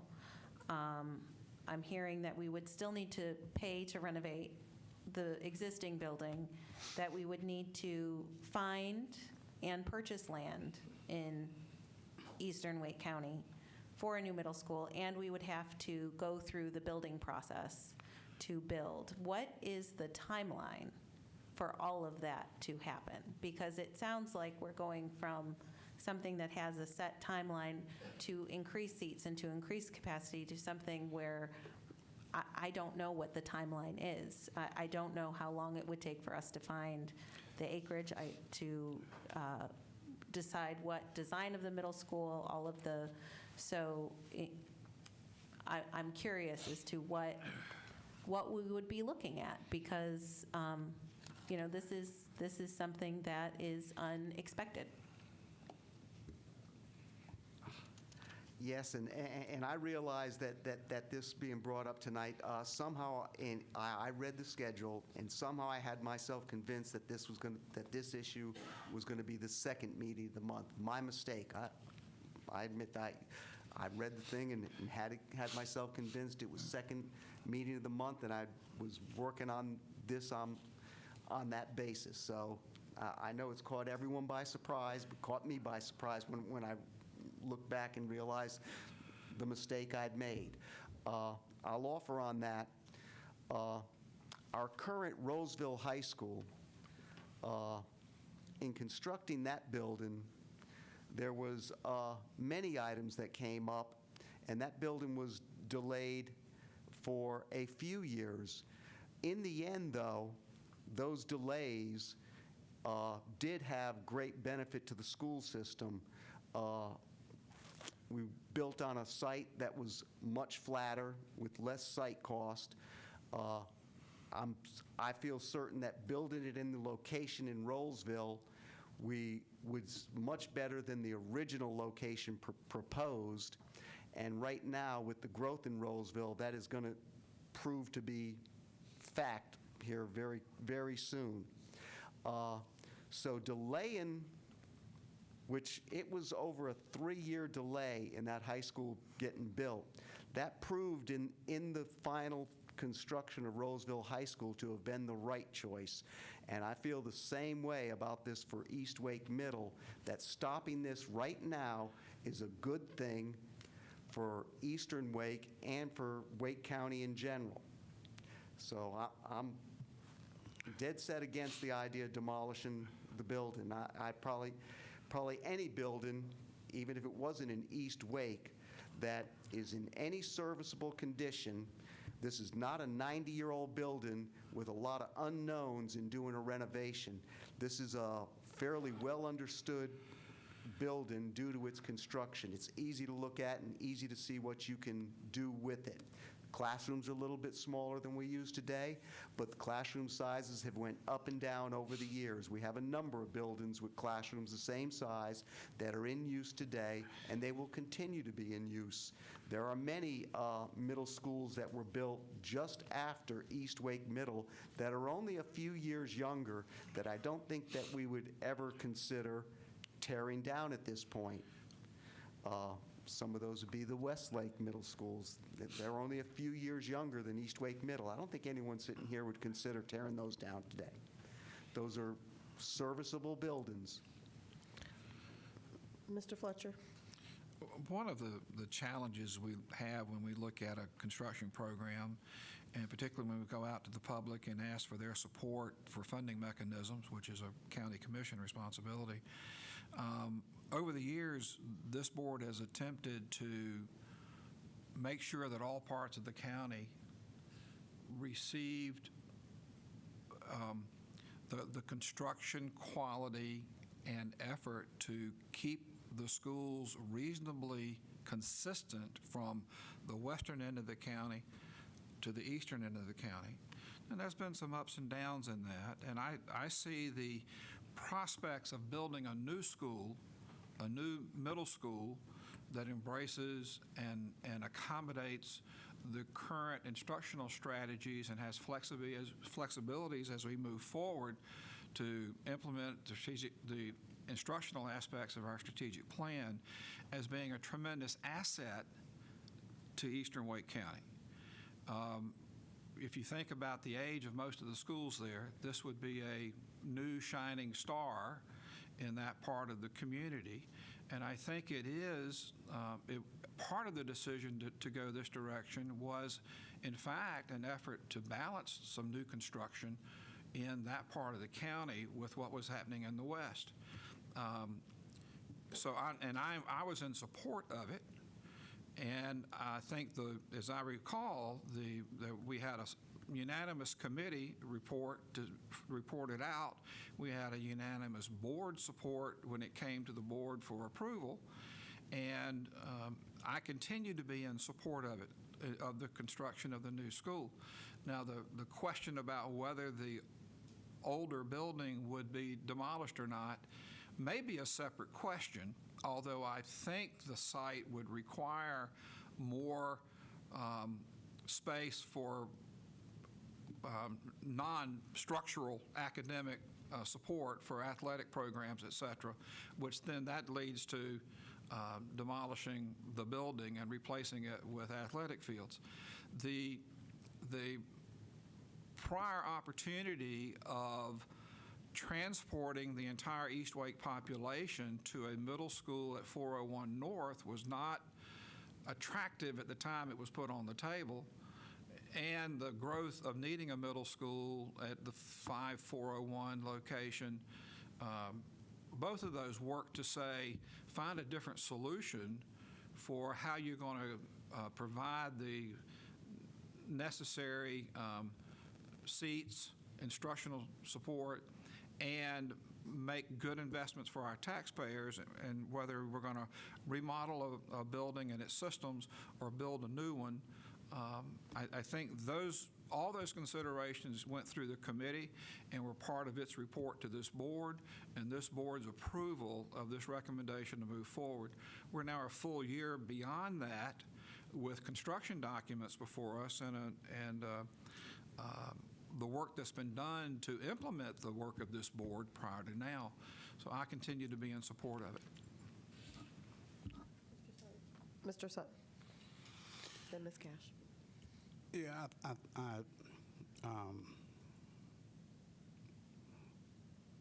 I guess my thoughts are along the lines of Mr. Fletcher's, probably said a little bit differently. I share your concern, Mr. Agee, about, looking for efficiency and our constraints around capacity. I think for me, it's an equity issue, and I think that's what Mr. Fletcher is saying.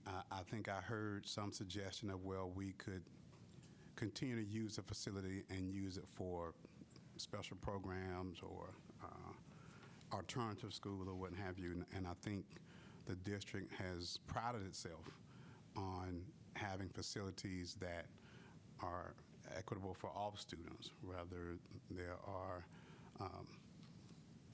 special needs, alternative students, or what have you. If the school or facility is not good enough for general population students, then it's not good enough for alternative students, or whatever you want to call it. So I don't know that,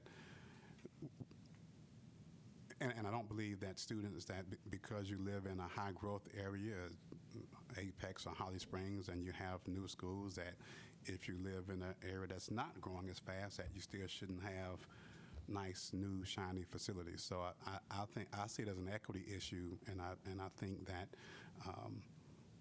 wherever a student attends school in Wake County, they should have top-notch facilities, regardless of where you live, or should not be because of your zip code that you attend an inferior facility. Now, if it, I again agree with Mr. Fletcher that if it's a question of demolition, and if it can be used as a SNAP project or something, I'm totally open to that.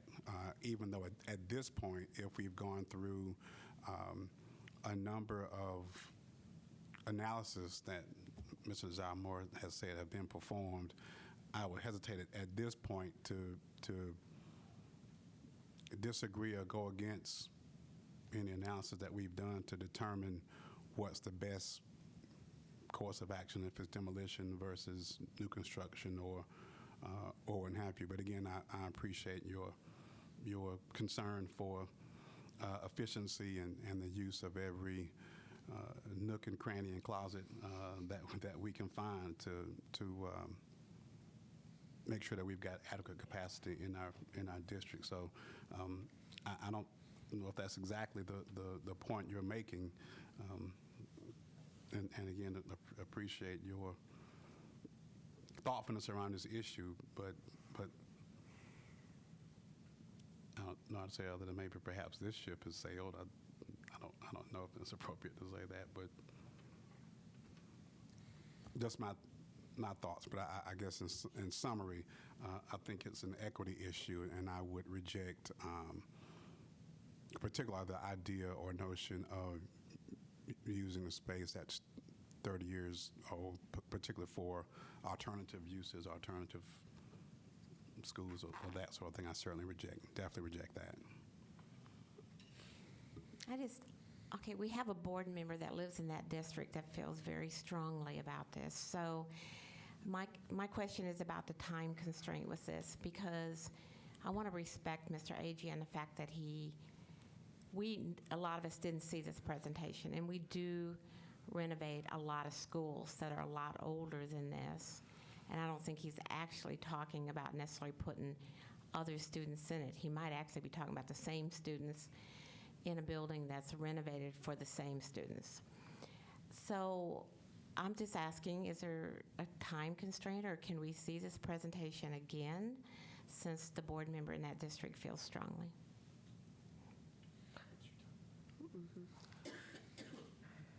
Your students would be kept on the campus during the construction, so. What schedule are you on for needing a decision tonight?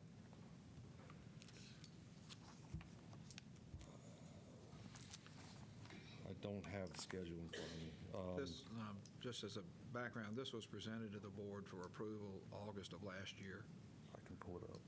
That was the redesign. I've been looking for that too. Excuse me, that was the redesign. That wasn't the why do we need to do it. I've been looking. I understand. No, I mean, this was. I wasn't here last. This was approved at that time. Yeah, hold on. It's 2 years ago.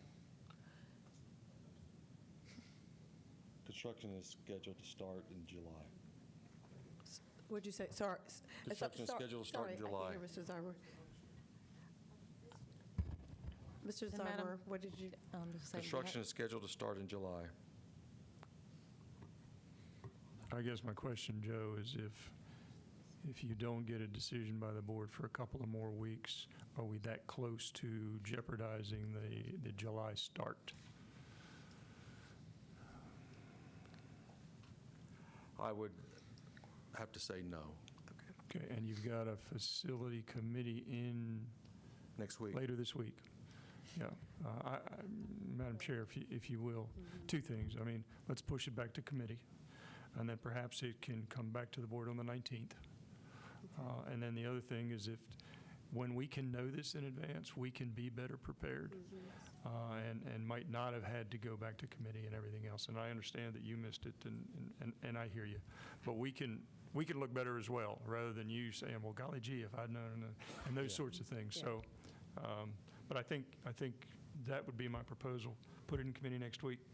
Try and get it back to the board on the 19th. I would imagine I hear the same thing, especially because the other additional thing that the committee, I think, should discuss is the full scope of what Mr. Agee is saying, because there are several moving parts, including finding a new site as one of his options. So I would agree with your conclusion, Dr. Miro. If I could just stay where we are procedurally, Yes. we have a substantive motion and a second on the board. So the motion would be to refer to a committee, which is one of your procedural motions, and that would need to be seconded and approved if that's what the wishes of the board are. Okay. If anybody's interested, I just found it was November 18th of 2015 that the presentation about this was made. So you can find So that. we can all go back to assembly go back to between assembly. now and facilities. Everything we've ever seen so far is in Assemblies. You actually can just hit the little search and type in like East Wake. So procedurally, do I need to withdraw my motion? No, all there needs to be, if the board is interested, is a procedural motion to refer to committee, and then there would need to be a second, and then approval of that. And it does say on, referred to a committee, that 90 days after a motion or agenda item has been referred to the committee, any two board members may require the chair to put it back on the agenda. I know you're not talking about 90 days given We are the not, construction actually. schedule, but just wanted you all to know what your policy says. Thank you very much, Mr. Blumberg. Make that motion. Okay. Oh, I'm sorry. I'll ask for discussion because we do have a pending motion now. Okay. Do we have a second? Second. We have a motion and a second. Do you have discussion? Yes, just on discussion. Because we need to look at it back again in committee, but based on the conversation tonight, I'm just quickly going through this presentation. There are significant mold and mildew issues, which is a health issue that is not easily dealt with in renovation. And so I just want the public to know that this is not a building that is in great structural shape. We will be getting that in We will be getting that, but because of the conversation tonight, I just wanted to be clear that there were real issues, which is why this decision was made. We'll see that all in committee, but I just wanted for clarification. Thank you, Dr. Martin. Ms. Mahaffey. To Mr. Agee, to one of the points that you made, I pulled up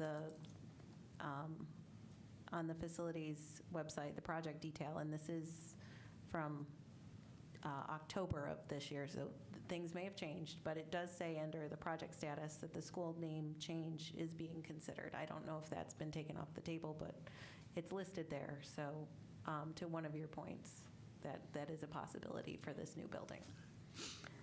Thank you, Ms. Mahaffey, for pointing that out. So we have a motion and a second on the floor for this to return to facilities and those issues. And actually, all these presentations could be revisited since many of them were prior to. So having set some parameters around that, Mr. Fletcher, for it to come back, all in favor, please note by saying aye. Aye. Any opposed, same sign. The motion carries. We'll return to facilities, Mr. Fletcher. Thank you very much, Mr. Desarmore. Mr. Sutton, did you have a question about this? Yeah. Before he walks Just away. will comment on this. I think one thing that this discussion perhaps shows, just from a process standpoint, that oftentimes when we're dealing with construction issues, land purchases, facilities, there's a significant time that these things sometimes occur, or in terms of the timeline. And I don't know if it makes sense to put in place at a 6-month point or 12-month point when it's been longer than, say, 6 months or 8 months or what have you, that we include in the presentation of the board packet an executive summary or a recap of some of the information. I mean, obviously there's part of it that's incumbent upon us as board members to research and do our homework, but that can be sort of difficult, especially if you don't know when it was made or if it's been two or 3 years. And at the same time, I think there's some shared responsibility of both the board member and staff to help sort of understand and know when, why decisions were made. And so if it's been I don't know what might be the most appropriate time limit, but if it's been greater than 6 months or greater than a year or what have you, it might help to have something in place that gives us an opportunity to refresh the information around the decisions that were made and that sort of thing, particularly if it's perhaps a different board, a different set of board members that made one decision or what have you. Again, not that we need to rehash. I'm not looking for sort of a redo of everything, but again, just to have that background information might be helpful in our process. So just a thought, something to consider. Thank you. Definitely considering boards do change, and especially with construction, we're talking most of the time we're 2 years out before we actually get to this place. And so there are a couple of process points, and I'll also refer that back to facilities to talk about, because the other process point is that these items come to facility with a full discussion prior to coming to the board, which you can recap it there so that things are coming out of facility directly to the board with the background information. So there's a lot of process points that can be taken into consideration, considering the time frame that's associated with, especially to Mr. Sutton's point, building. So Thank you, Mr. Desiremore, for your patience and your staff for trying to help you pinch hit. Thank you. you. Are you doing the next? I hope I am. Okay. I was just making sure. I was like, are you doing Southeast? Because Joe's gone. Unless you have requests, I think the next one that Mr. Desiremore indicated to handle was the naming process. That's correct. That's being pulled. Am I in the place you would like me to be, Chair? Yes, ma'am. I just didn't know I was expecting you. Great to see you, Ms. Parker. Always great to be seen. Thank you so much. It's time to name, speaking of naming. In October, the board approved a lease with the Young Men's Christian Association of the Triangle to acquire a 76,000 square foot space for shared amenities to be constructed at 1436 Rock Quarry Road. This is intended to be a new elementary school site in our E46 target ring and will be co-located in a building with a new YMCA facility. The school is currently in design for construction with opening slated in 2019. Names for the new elementary school is now requested. Pursuant to board policy, 3 names were offered for consideration: Rock Quarry Road Elementary, Southeast Raleigh Elementary, and Creekside Elementary. Rock Quarry Road Elementary is proposed as it refers to the road from which the school will be accessed. Southeast Raleigh Elementary is proposed as the school site is located in the Southeast Raleigh community and is near Southeast Raleigh High School. Creekside Elementary is proposed as the nearest notable geographic feature is Walnut Creek, which runs alongside the northern boundary of this YMCA-owned tract. On October 13th, these naming options were reviewed and discussed in a meeting of the project's academic leadership team, a cross-functional group of YMCA representatives, community members, and school system staff. As a result, a slate of names preferred by that group was provided, which included Southeast Raleigh Elementary, and 2 additional name suggestions: Beacon Elementary and Marvin Pittman Elementary School, a School of Promise. As the latter 2 names do not meet the requirements of Board Policy 2570, a waiver of policy would be necessary for name approval of either of those options. In accordance with board policy, this slate of names and this information was offered to the Facilities Committee on October 15th. After due consideration, the Facilities Committee recommended that name selection of Southeast Raleigh be brought forward to the full board for consideration in its meeting tonight. So pursuant to board input, staff recommends selection of Southeast Raleigh Elementary. I'm happy to address any questions you might have on this item. Thank you. Mr. Sutton? Yeah, after the committee meeting and the recommendation came from the committee, and I think there was a subsequent news article that might have followed that a day or 2 later, I received some emails and calls from a number of constituents in the Southeast Raleigh community that were concerned about some unintended stigmatization of the school with that name, very similar to what Mr. A.G. kind of just talked about with the East Wake School as well, and so wanted to send this recommendation back to the committee for further review and consideration of other names. And let me be clear, I don't have any particular name that I'm promoting or advocating for, but more or less advocating for consideration around something different other than the geographic name. I think we've used the geographic location around names for quite a few of our schools at this point, and I don't think the Southeast Raleigh Elementary School really highlights some of the unique programs and things that will be going on in this school, given the different focused content programming that's going to occur at the school. So just asking for some further consideration and review of some of the others and possibly different names as well. And if I might respond, Yes, there was some information shared at the Facilities Committee that might be helpful in your consideration. As part of the academic leadership team's discussions, Kathy Moore shared with us that particular issue about the stigmatization of Southeast Raleigh is one of the very goals that this group seeks to overcome. And by naming it this, in effect, they're sort of planting a flag to change that course. Keep in mind that our partners in this consist of the Y and a quarterback organization for purpose-built communities known as Southeast Raleigh Promise. Since their promise is to deal with the 6 most poverty-stricken areas that we have in Southeast Raleigh, they really see this as sort of their beacon of hope. They intend to take the Southeast Raleigh name and change how it's considered.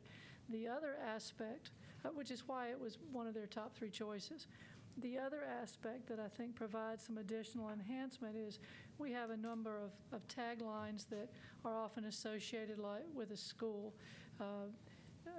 And as one suggested, for example, Marvin Pittman Elementary School, a school of promise, or Museum Magnet Middle School, where they have a tagline for what they're particularly focused on.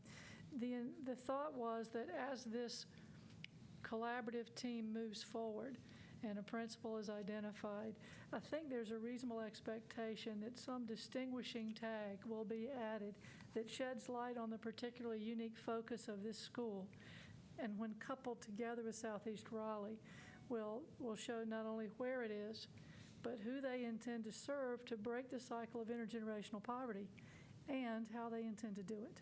So I think they have sort of tailored some marketing thoughts around exactly what you've pointed out, because I think they recognize that's an issue as well. But since that's already been considered, you may not have been aware, and I want to be sure. If there's anything else, Ms. Moore, that you think we should add? No, I mean, hope I that's was helpful. aware of some of that. I mean, that's helpful. I was aware of some of that. And if there's so are you saying that once the principal is hired, that then we would sort of save that part of the name, if you will, in terms of the tagline, to be part of that? Or, because my thinking is, if we then adopt, say we keep this name, that then whatever tag that we put along with that would also be approved as part of the name, so that it also sticks. So Certainly, I understand. And I think what Ms. Moore mentioned then was a flexibility, that as this notion is evolving and as the concept moves forward in the planning and the school is built, what they come up with today may not be how they hone it to best advantage as they move ahead. And then over time, if the focus changes, shifts, is modified slightly, it gives the school the ability in working with administration to change that tagline to fit the need and focus if there's a modification over time. So to have it approved by the board today with a single name together with tag would require board action for a renaming for what might otherwise be considered an academic focus adjustment. So I think that was considered, and there was thought to be some sort of benefit in flexibility and waiting to add the tag. I hope that helps. Ms. Hardenstein. I like the fact that we're proposing the Southeast Raleigh Elementary School, because I do think that area needs a new vision, it's got great folks that live there, and I suggested the tagline, a beacon of promise, because that's what I see that as, and that we need to leave that up to not only the principal, but the community. Is when we open all new schools, our principals talk to the students that are going to be there and the parents, and look at, they pick out mascots and colors and that sort of thing. But this is more about what do we want our community to be here, and that they would have an active role in deciding what the tagline would be. And the fact that the community wants to have an image that's different than what they currently have. I like the fact, after that long discussion at facilities, of keeping it at Southeast Raleigh Elementary. Mr. Sutton. Well, I mean, my only thought with that would be, I guess, if it's, sort of chicken before the egg, I guess. The hope is that we change the image and sort of with some branding and marketing, but if that hasn't happened yet, the school opens and it's got the Southeast Raleigh name, you're still sort of fighting, particularly if it becomes, for example, an application school, and the work hasn't taken place yet to, again, sort of push through. So then you might affect recruitment and thus enrollment at the school. if that work had been done and you've got a new focus, a different image, then I'd be all for it. Well, let's do that now. So again, that's why I'm sort of asking for, again, some additional consideration of other options and what that might look like. So again, it's just kind of, to me, sort of chicken before the egg. Dr. Ward. Mr. Sutton, I appreciate that concern, and that is exactly the concern that I raised at the Facilities Committee meeting, as reported in the news. But what struck me was the partnership asked for this as their first choice name. And I think at least personally, when I heard that partnership between the Southeast Raleigh Promise Group and the YMCA asked for that name as their first choice,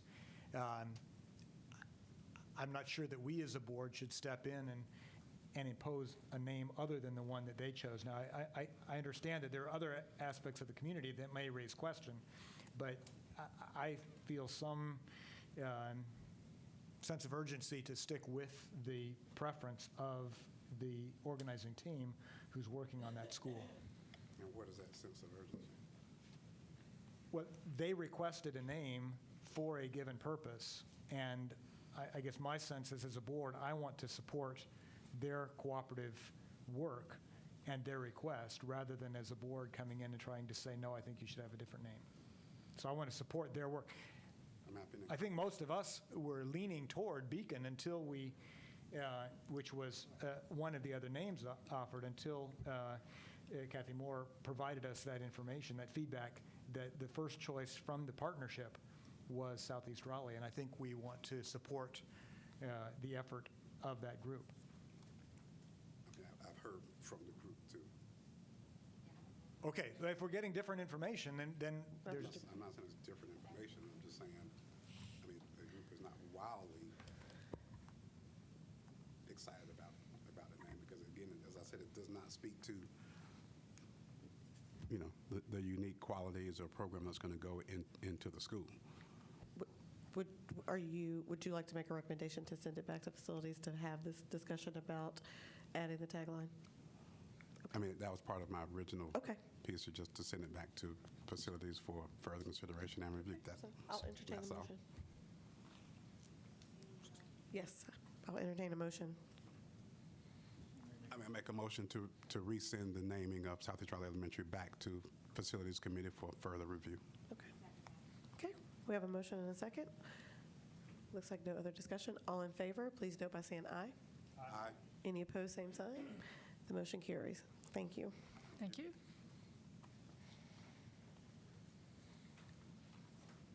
Next, we have academic advances. Oh, sorry.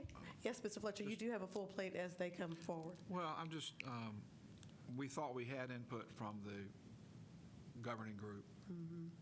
Apparently, there's different input that's been provided to Mr. Sutton. So we need to get that clarified before we meet as to what that is. So might you and I work together to do that? Absolutely. Okay. Thank you, Mr. Fletcher. You're going to get your work cut out for you. It is that time. Chair Johnson Hostler, Superintendent Merrill, and board members, I'm bringing this evening the summary proposal for the Wake County Public School System's enrollment plan for 2018-19, which is year 4 of the multi-year approach that we've been taking. The plan that we're bringing this evening has been vetted through a number of work sessions, I think 5 board work sessions, 6 board advisory councils. We've had 3 general public information sessions and a Board of Education public hearing. We've also had an online feedback forum that has been a part of every single draft that's been proposed, with different strands going up and down at different times. 1,100 participants in those online forums, over 1,800 comments across all 3 drafts, including the calendar alignment proposal that was part of draft 3. The primary objective of the plan is to open new schools. We have 4 new schools that are opening in this proposal: Apex Friendship Middle, Bryan Road Elementary, South Garner High School, and Buckhorn Creek Elementary.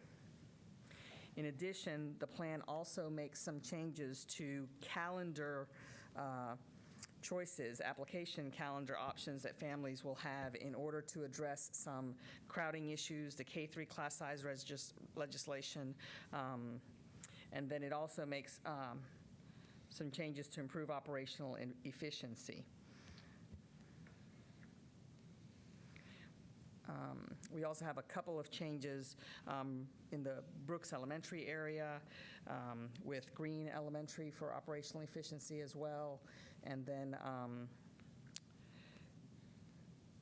you've just approved the capping legislation. There's also some changes that are based on what's happening with grandfathering. We've made a few tweaks there, especially through elementary and middle, with less changes to the high school level. I know that you may have a number of questions. We are requesting approval this evening of the enrollment plan, the summary proposal that is the attachment to the item this evening. I'm happy to answer any questions. Mr. Fletcher. I'm not going to make a motion yet. I think several of us have been concerned that this assignment plan, and perhaps many before it, basically ignores what calendar the family is currently using. Most of them in that calendar because of a prior action of our board, some in that calendar through their family choice. And the feedback we've heard basically is saying, if we're in year-round, we prefer to stay there.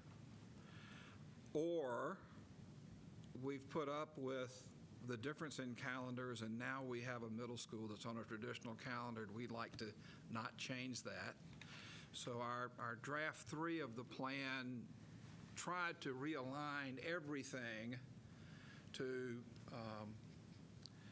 undo years of not paying attention to the mismatched calendars between elementary and middle. I've become I haven't been comfortable with much of the plan and the discussion. It's just been nagging at me. And recently, I had another board member suggested, I'll give her credit in a minute, that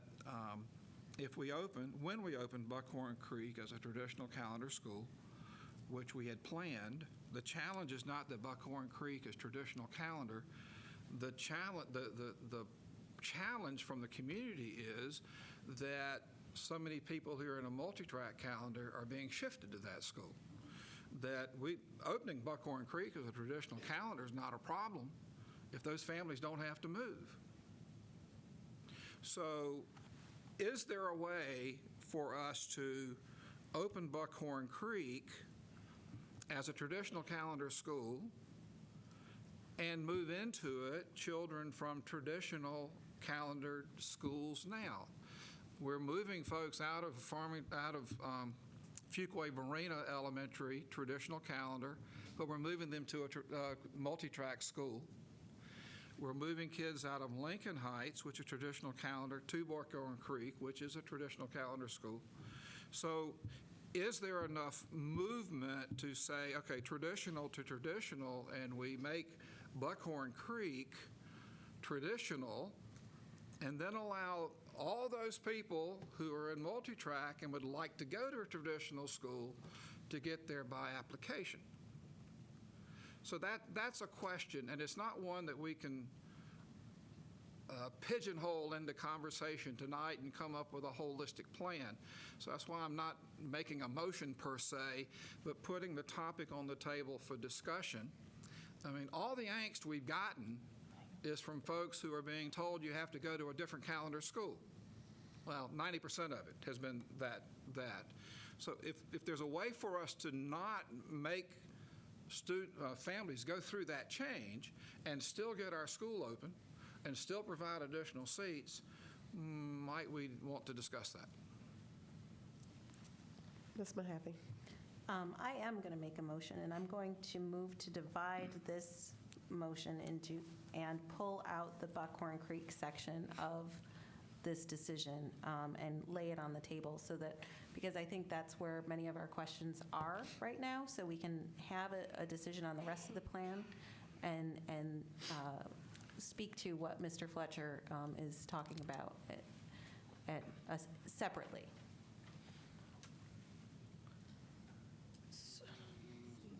Yeah. So that's a new one for me. Thank you for that. I got it off the back of the placemat. No, I know. It's been there. It's been there. I hope I'm using my resources. I hope I'm doing it right. Yeah, that's awesome. There is actually you can make a procedural motion to divide a complex motion and consider it by paragraph. So if there were a motion to support the student assignment plan, I'm not saying, and that was seconded, then this would be more like a procedural motion to, can we divide it into chunks, and you can specify the chunks, and then if the board agrees with that, then you've prevailed on your procedural motion, and then you would proceed by chunks. But there does need to be a substantive motion and a second on the floor. Yeah, I was kind of thinking I'm getting there. parliamentary stuff too. It's been a year. Yeah. I'm getting better. So I'll go ahead and make a motion to approve the student assignment plan as proposed by staff.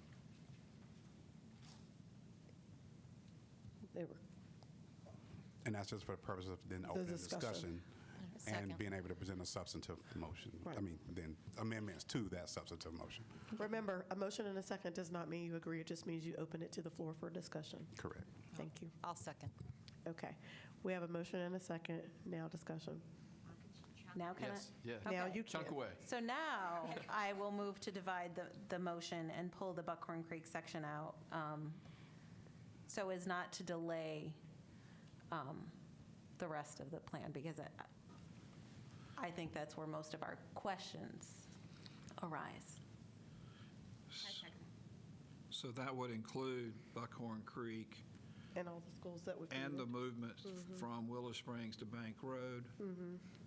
So that whole swath from Banks Road around to Holly Grove. It'd have to be the whole southern. Any multi-track Right. schools. Well, but it'd also have to be the whole southern, not just multi-track, but all of those. I'm answering Ms. Cash, because they're all moving parts to this. Is that what you're? Pull Buckhorn Creek and all related issues and areas. Yeah, And it's- and is there a As represented on slide 19 in the That's what I was just looking for. summary plan. Was there a second? Sorry. I think I seconded. Okay, sorry, Roxy, I didn't hear you. I think there was a second. Okay, thanks. Well, I just needed to be clear on the motion now. What's the motion?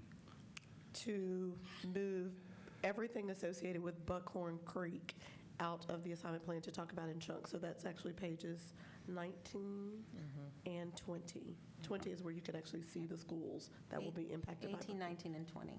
Okay. Yeah, I just want to show up the schools, which is on page 20, Okay. so that you see it's the southern corridor of the county. Got it. And so if this is approved, procedurally, then basically the substantive motion has now been split up, and you would then be reviewing whether you want to approve the student assignment plan apart from the Buckhorn chunk, and then secondly, what do you want to do about the Buckhorn chunk? And so that's where you would be, and you can decide which of those two you want to address first, but that's where you would be if you approve this procedural motion. So. Discussion. Now, let's make sure everybody's clear on what we would be discussing and perhaps voting on the procedural motion. Looks like people are clear. Okay, so we have motion and second, and now discussion. None? Mr. Fletcher? And then we can vote. I would support Ms. Mahaffey's motion, as I think the other parts of the plan have been well vetted. We've had discussion. We've negotiated what changes could be made in order to accomplish the board's objectives. And I do think it's correct to say that the outstanding issues are the ones in the southeastern Wake County area. So I would support separating it and then dealing with the larger portion first. Okay, so we will now, if there's no other discussion, we'll now take a vote on separating Buckhorn Creek out. All in favor, please know by saying aye. Aye. Any opposed? Hearing none, we will now separate Buckhorn Creek. And Mr. Fletcher, I think your recommendation was the larger plan, which we vetted to go there first. Is that correct? Right. If that requires another motion, I'll make it. I mean, I think Ms. Mahaffey, in dividing it out, it seems to me, did you have a preference since as to what would be considered, since that was your motion and it was approved? My thought is aligned with what Mr. Fletcher stated in speaking to the larger portion of the plan and voting on that first, and then going to the smaller pulled out section. Madam Chair, I'm comfortable proceeding without a motion on that. So that you could move forward then in considering the plan without Buckhorn Creek first. Okay. Ms. Hartenstein? I have a question for Ms. Moore. Yes. Is it possible that now that we've pulled Buckhorn out, that if we approve the plan other than Buckhorn, can all of those changes and assignment strips be sent out on time? We can prep the part of the plan that is approved, yes. Okay. And as soon as we start talking about how we're addressing with the chunk that's been excised, Yeah, because my concern is going to be as this conversation goes on, all right, is we're trying to make a really good decision, because I have to say that I've heard conversation within the last, well, we've been talking about it for weeks, but new ideas that's how you come to a good decision. And if we can't make a decision tonight, okay, on the Buckhorn, can we still go forward with everything else? yes. Okay. So, yes, you. we can do that. The other question is procedurally, what's our timeline to finish up Buckhorn Creek? So we would need to schedule some time to, and I would ask that the board present additional ideas, questions, maybe let me know what those are, and so that we could bring to the next opportunity that we can meet with the board. We need to meet prior to the 19th, and we need to meet probably next week sometime in order to consider what these changes might be, and what we might want to finalize for Buckhorn Creek so that we could actually vote on it on the 19th. And it causes a delay, but we can still get things out, I think, if we do that then. So, Just cannot go any longer. So that's one half of my question. The other half of the question is the families who would potentially now be impacted that have not been impacted. Right. That's why the sooner the better. We do have a Student Achievement Committee meeting scheduled for next Monday. We do have a couple of items proposed for that agenda, but there may be some time to add this item to the agenda if the committee chair is so inclined. We have a Facilities Committee meeting on Wednesday, but the sooner the better if we're going to actually provide input to families who may be impacted by any changes made by discussion. That's absolutely what I'm asking, because there'll be a new set of families who have not been impacted. Okay, so Ms. Mahaffey and Mr. Fletcher both have stated to move forward with the larger piece, so we can start there. Okay, so I would see where we were if somebody's in favor of approving the student assignment plan with the Buckhorn chunk out, which is where you are right now, that would proceed by motion. Right. I'd like to make a motion to approve the 18-19 student assignment plan without the Buckhorn Creek chunk and its associated moves. Second. We have a motion and a second. Any discussion or clarifications? Is that Yes. okay, Ms. Kushner? Thank you, Chair Johnson Hostler. I wanted to appreciate the staff for the feedback that they have given to the Brooks parents that have expressed concerns about capacity, and fully recognizing that the K-3 capacity issues are across the district, and that this move meets a lot of the criteria for the plan. And I do appreciate that the principal, working with Ms. Moore and assignment staff, have made sure that the school is going to be able to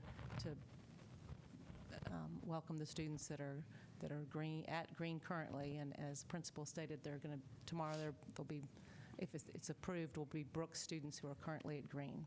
So I appreciate the work that's been done by staff to look at both those schools. Thank you.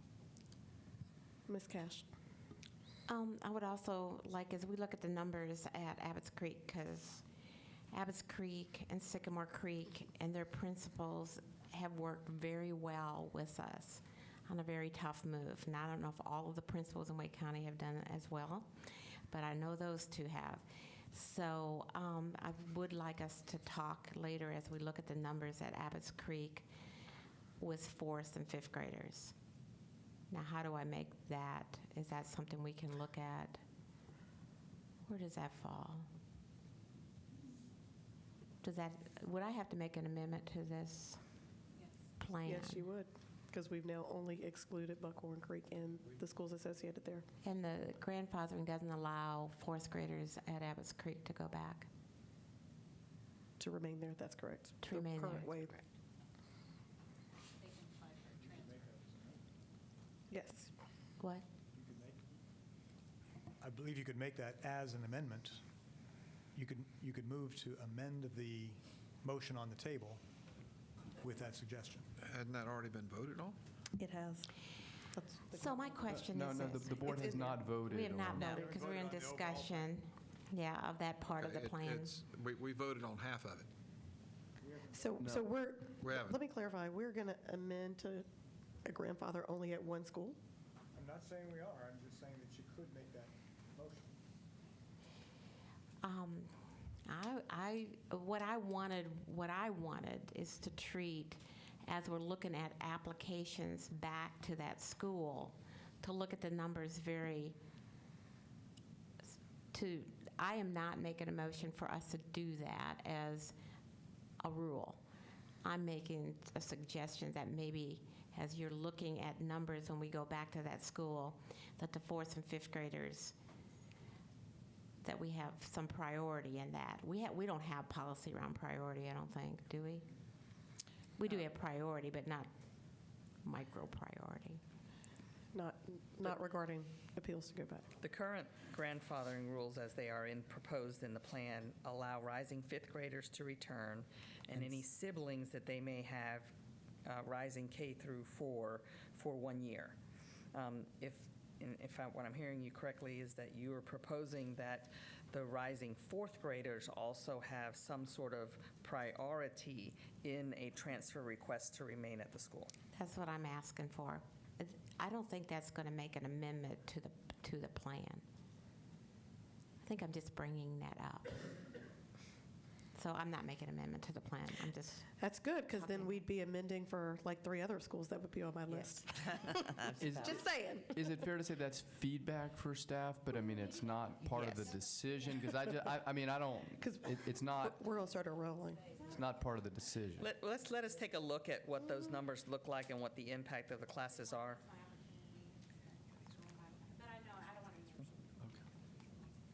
So staff will take that as feedback and take a look, and we'll all send you our list of schools we want you to look at. They'll for come that. through as requests for transfer, so they will be reviewed individually.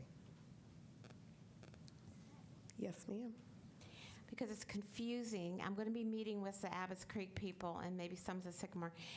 This a little confusing to the Abbott's Creek because we are actually reassigning them from a traditional to a traditional, but they live in a year-round base.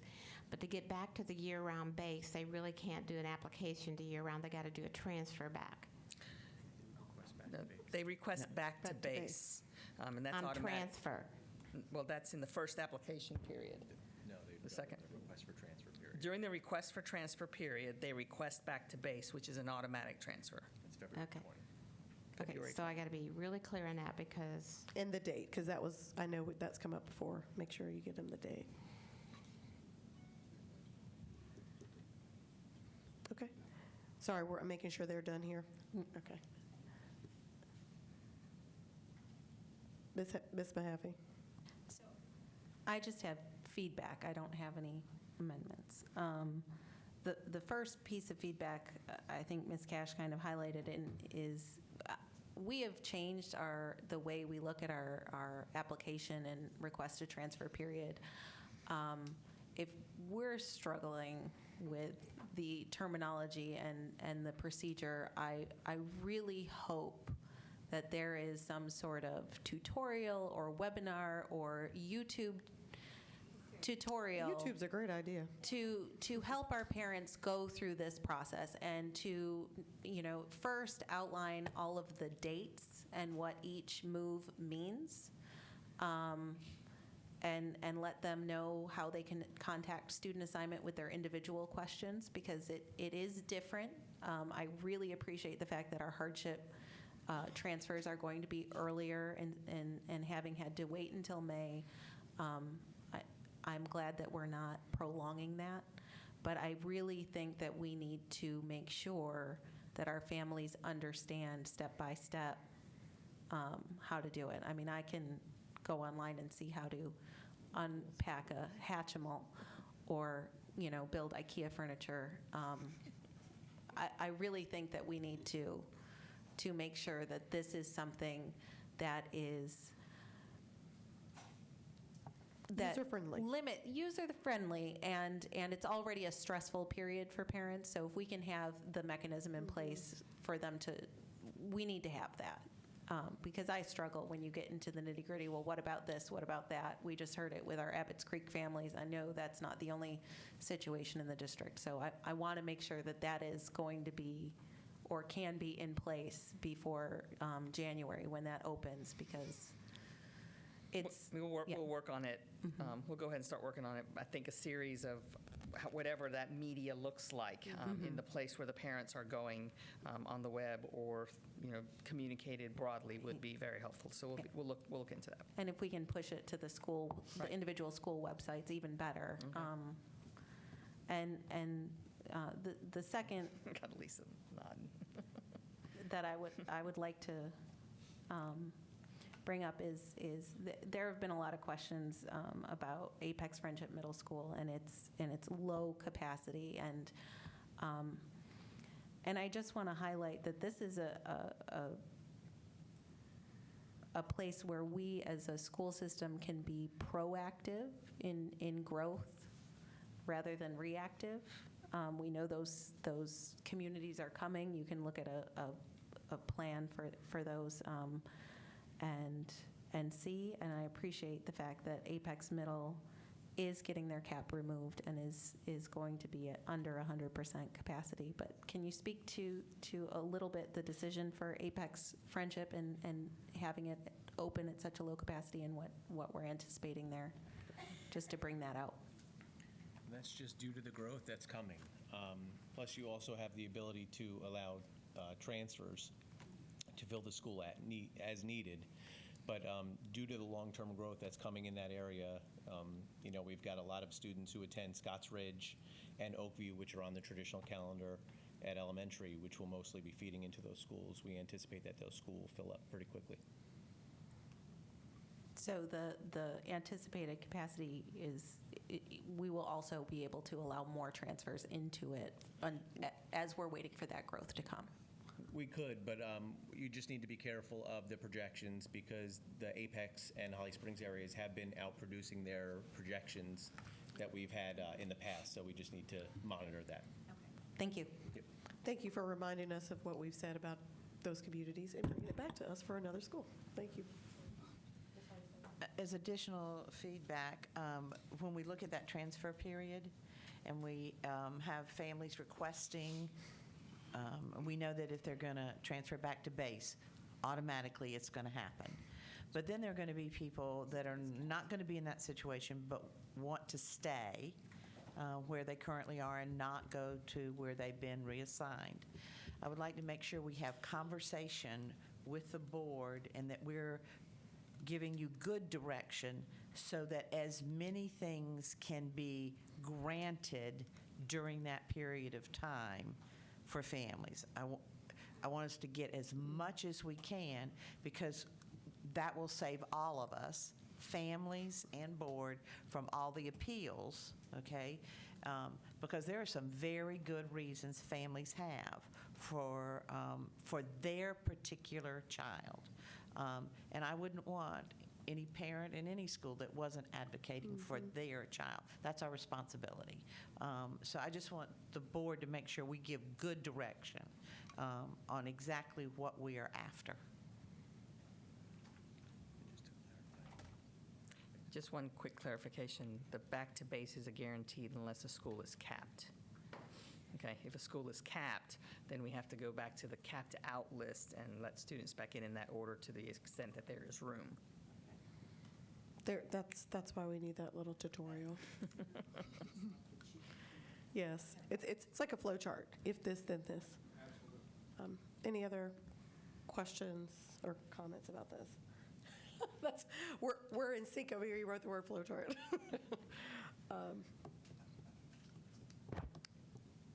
Okay, Ms. Hartstein, I was looking at you because it looked like you were saying something to me. You're not? Okay. All right, so there's no questions, comments, or feedbacks on the pending motion to approve the assignment without Buckhorn Creek. Okay, we're ready for a vote. All in favor, please note by saying aye. Aye. Any opposed, same sign? Mr. Agee? The motion carries. We have a partial assignment plan. Now we can go back to Buckhorn Creek and associated area. Ms. Mahaffey.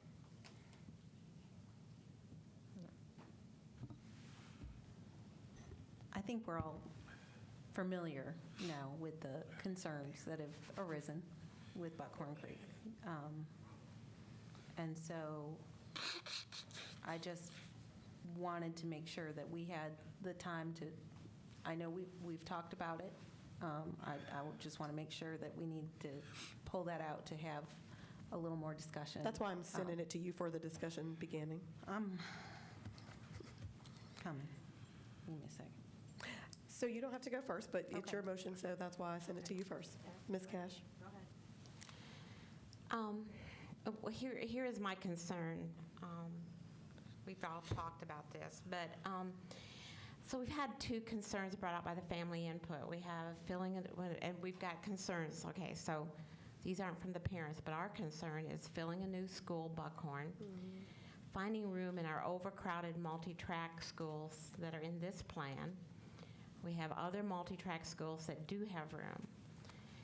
And I think on our unknown, sadly, we might have been able to figure these out if we'd done a survey at the 3 multi-track schools that we're moving kids from. And sadly, we did not do that, but we should have done a survey. So we just really don't know who wants to go to multi-track, who wants to go to traditional, and who just wants to stay in their own school. Who wants to come back from calendar options? Yes, right. There's a list. So at this point, I am so not comfortable with moving kids out of multi-track schools in a high-density, high-growth area. But I'm also understanding that I've been told by board members and administration that we need a traditional school in that area, which is why I think Mr. Fletcher's going to talk about this, and maybe Ms. Mahaffey, but which is why, as I was thinking that possibly first of all, my question to you earlier, Ms. Moore, was I don't really know if these multi-tracks are completely full. And the reason I ask is because when our kids went to year-round, they never went back to the same room. They always went to a different room. So are we really using all of our classrooms? And I know it's going to change because we got the K-3 legislation. When we say capacity, I'm not sure we're double tracking in all of our, maybe some single tracks. I'm still a little confused on it. Did you get? I did get a little bit of information on that. So Holly Grove is double loaded on all 4 tracks. Holly Grove does have teachers going in and out of rooms. They have 3 trailers. Good to know. Holly Springs Elementary, and it has 46, if I remember correctly, teaching spaces. Holly Springs has 30 teaching spaces and 16 mobile units. And Holly Springs is not double loaded on all 4 tracks, which is why when we talked about the students coming out of Holly Grove into Buckhorn Creek, having another option that was actually a feasible option that they might be able to request a calendar placement to, Holly Springs was added to that list. And in Holly Springs, you don't always have teachers that are having to vacate rooms. But part of that is an intentional plan to not have to have an elementary school with 16 mobile units. So, but if we assent to maintaining that level of mobile units, which has the impact on the core facilities, then you're looking at Holly Springs as having more space than Holly Grove. What about Herbert Akins? Did we get a chance to look at that one? I didn't get an answer on that. Well, I'm sorry. That's okay. I was a late question today. Well, just Okay, my question, okay. while he's looking. I know, I'm just. Just to clarify, you said Holly Grove has 46 teaching spaces? Christina, 46, yes. And with trailers, Holly Springs has 46? Correct. Okay. So 30 and 60. So what I was suggesting is that since we don't know any of these answers, well, we know all the answers you're giving us, but we don't know the answers of who really wants to go to traditional, is why I mentioned maybe we should just leave the multi-track kids where they are and open the traditional up for application, moving the traditional kids to traditional, but opening up the traditional as an application school, as Mr. Fletcher said, is kind of the reverse of what we've always done. It's different, but we might, like I said, if we build it, they may come. I'm gathering from everybody that traditional's needed, so I'm thinking that, from what I've heard, Buckhorn is going to get enough traditionals through application, and a lot of them will be coming out of the multi-track schools, that they may all just fall where they're supposed to. I know that's an ideal. But it's looking at it differently because we don't know the answer of where all those traditional kids are, where the multi-track kids are. Ms. Mahavy, did you have your hand raised? If not, Could Dr. we get the Martin. Herbert Akins answer? They have no trailers on their campus, but I'm not sure about whether or not they are. I don't think they're double loaded on all tracks because we've been building. How they've many been teaching building. spaces do they have? I'd have to check and see. I don't know how many teaching spaces they have.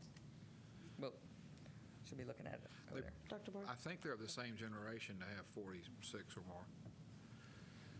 Dr. Martin? So particularly if we are delaying this decision for more conversation, I'd love us to be able to get an updated version of the presentation I found while looking for the East Wake information. But on May 11th of 2016, we had a presentation looking at calendar options, and in that presentation, you had heat maps of where we had overcapacity and where we had undercapacity.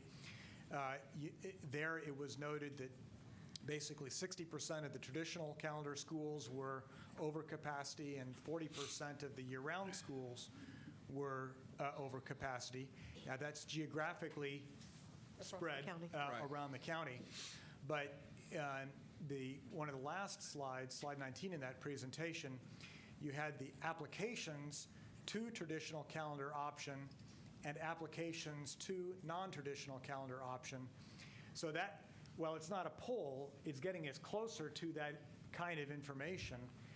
And while we know Lincoln Heights sort of had issues of non-application, and we know that Ballantyne and Banks Road are kind of low in the holes, the best I can tell from the heat map, the relative oversubscription of the year-round versus traditional are fairly similar in that area, slightly higher for traditional, but it looks to me, if I'm reading the heat map correct, that Holly Ridge, the traditional calendar school, had somewhere around 200 to 300 calendar option requests, whereas Holly Grove, the year-round, based on the heat map, looks like it was probably in the tens-ish of applications to that school. So They that, were capped. It's also capped. So they would. so it would be capped, but then you have virtually no applications to Banks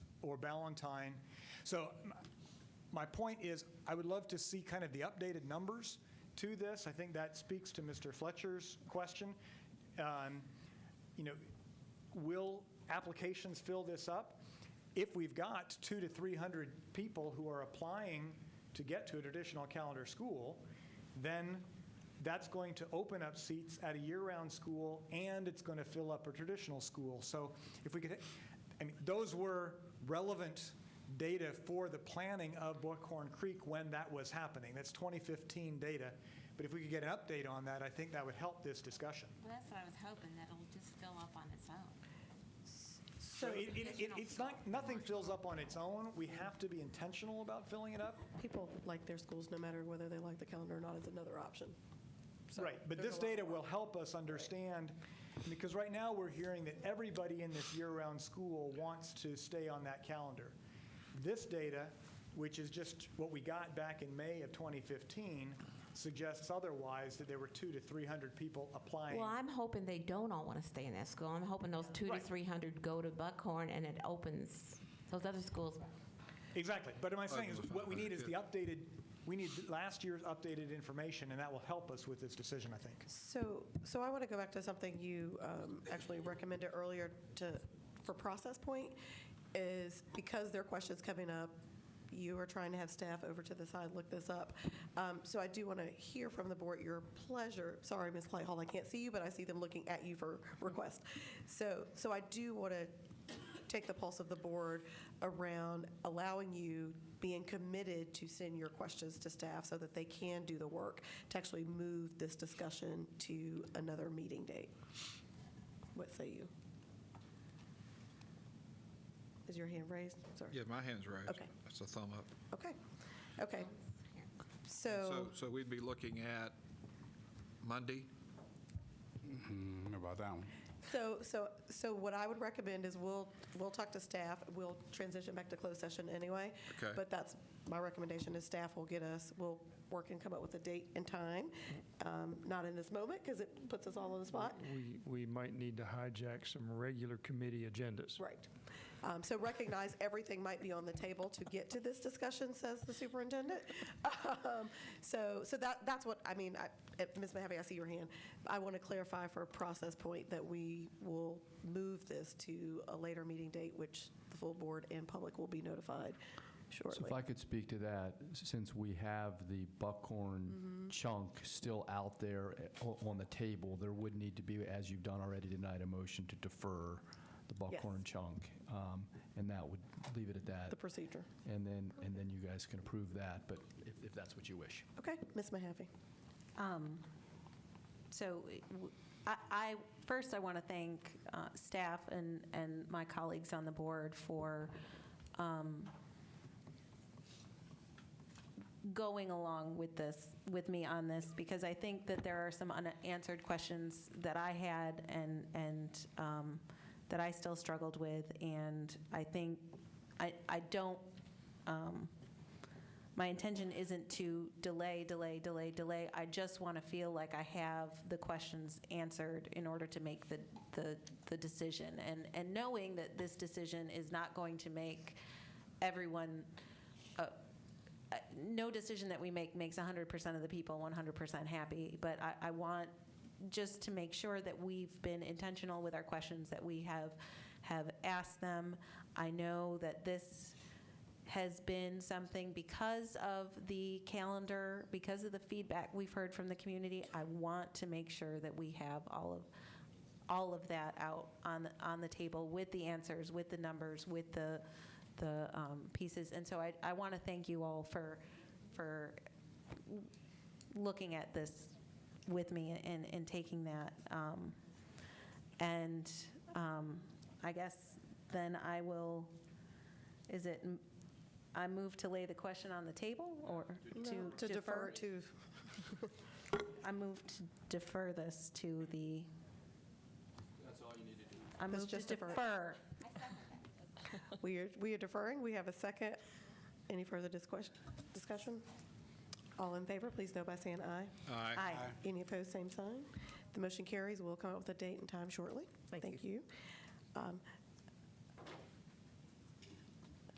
Contrary to popular belief, we are not done. Roxy, do not bring that back to this table. I hear you. I hear you on this side of me. I hear you. Yeah, I'm pretty sure that boards turn over for those kinds of reasons. There used to be a policy that we That's didn't right. go past 11 o'clock. That's right. So I will now introduce Allison Schaefer and her colleagues from the School Boards Association to discuss our superintendent search. And if I may start on this one, where you are on this is that the starting point is the contract that's under review. And if the board is willing to approve the contract for the North Carolina School Boards Association to do the superintendent search, and they do a fantastic job, then Allison would lead you all through a bunch of additional decision points. Make a motion to approve the contract request for the North Carolina School Board Association to conduct our search. Second. Superintendent? We have a motion and a second. Any discussion? Did he change his mind? That was a question, not a discussion? Yeah. He still has a No, mustache. he said no discussion. Any other discussion? I want to know, after sitting through student enrollment, have you changed your mind? I literally was thinking the same thing. I don't have to decide about student enrollment. So she's like, I'm good on that one. So the substance, Yes. what will be her presentation? So Well, we came prepared to talk about our service. Okay, and everything, all the decisions we make are public discussion? Yes, Okay, all right, so absolutely. that's where we start. All right, I understand now. Thank you. Okay. So there hasn't been an approval yet of that? No, it has not. Do you want me to talk about our service first before you vote, or I'm just, help me out I here? would prefer that the motion be carried. We have a motion and a second, and I don't think there's any discussion further, right? So we will take a vote, and then you can discuss and give us your presentation. All in favor, please note by saying aye. Aye. Any opposed, same sign. The motion carries. Well, we are honored and thrilled to be working with your board, although we are not thrilled about losing Dr. Merrill. I want to make that very, very clear. I go way back with Dr. Merrill from when I was first in private practice at Tharrington Smith, and we've known each other for a long time, and he's a fabulous superintendent. And in fact, I helped him get the Alamance Burlington job, his first superintendency. So. Full circle, is that what we're saying? That's right. So we're very sad about losing him. He's been a tremendous leader throughout his career, and we wish him the very best. That said, we are happy to and thrilled to be able to assist the board.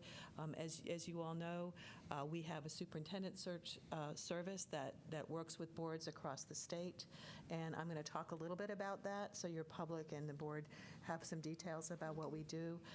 And I also want to introduce my colleagues. Tanya Giovanni is the person who has been working with me the longest on superintendent searches. Scott Murray. Scott Murray, who's been working with me a number of years, and we'll talk about that, and then Jim O'Rourke. And Jim is also working with you on your policy manual. Yes. So you should know his name, and he'll get a chance to. Jim attached to the migration.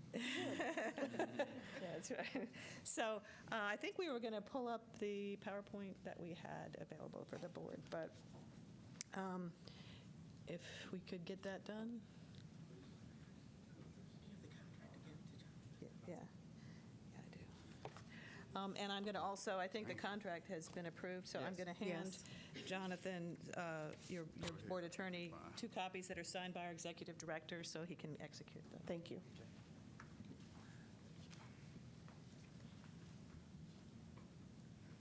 Okay, this PowerPoint, we have some hard copies. It's not one of the materials that we sent to you, so Tanya, would anyone like a hard copy, or you just want to look at it on the screen? No, yeah. we can look at the screen. Yeah, you may not be able to see it. This just sort of tells what we do and kind of what our service is. And we're going to go through that just really briefly. I'm not going to spend a lot of time on it since you've already approved this, but I just want to kind of give an idea of what we do and how we do it. We have a significant amount of experience, and I'm just going to go through those numbers so that your board and public know that. I started this search when I came to the School Boards Association 18 years ago, actually a year after I came. I've been there almost 20 years now. I've been doing searches for the School Boards Association for approximately 18 years. During that time, I've done 157 searches in the state of North Carolina. So it is something I do at least half of my time, although I do a lot of speaking and other issues as well. Tanya has been doing this for 9 years, Scott for 6, and Jim for 3. We have what we believe is one of the best teams in the country. We're very, very proud of that. We just recently finished searches in, let's see. I'm having a hard time seeing that. We have current searches in progress in Cumberland County and Robeson in particular that are larger systems, as well as Bertie and Caldwell. We're used to carrying somewhere between 5 and 10 a year, so that's not a problem for us in terms of our workload. We recently finished a search in Durham, which we're very proud of. Durham seems very happy, and we're excited for them, although Franklin County is not, because they stole their superintendent. We also have recently done Chapel Hill, Carborough, and Granville, and other Harnett, and some of the others in this area, as well as Asheville and some of the others. So, we gave you a letter that had some references of people that we had done searches for recently. We are all attorneys that do this work, and you have a fine attorney. We have absolutely no intention of usurping anything that he does. The whole point is we just try to keep you out of trouble, and we know when there are things that cross the law. For example, excuse me. Confidentiality is so key in our state statutes in terms of honoring the confidentiality of the candidates and of the process, and our lawyers all know that and are very careful about that and work with the board to make sure that we have a confidential process that still complies with the open meetings and public records laws. Federal background check laws, so it really helps that we have attorneys. We also are part of a broad national network, and I just want to say this is important. We don't just confine our searches to North Carolina. We have a network that reaches across the country. There are 40 states that participate in what is called the National Affiliation of Superintendent Searchers. It is a work-alike group in the National School Boards Association where we get together regularly and we work with each other to help get information about candidates, to share information about candidates, to get the word out about the searches that we do. We also go to national meetings such as the American Association of School Administrators, and so we do recruiting and we try to network as much as we can with folks from across the country so that we have the best candidate pool.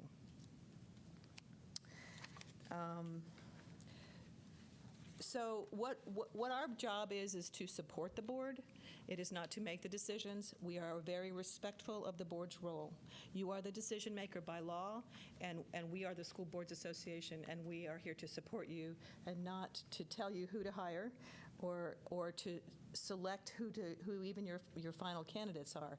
That's the board's role by law. Our role is to help you get the best candidates possible, have a really clean and effective process, and to get as good information as you can about the candidates. We try to take the work of the process off of you so that you can reserve your energy for making good decisions about who you want to hire and who you're interested in talking to. Does that make sense?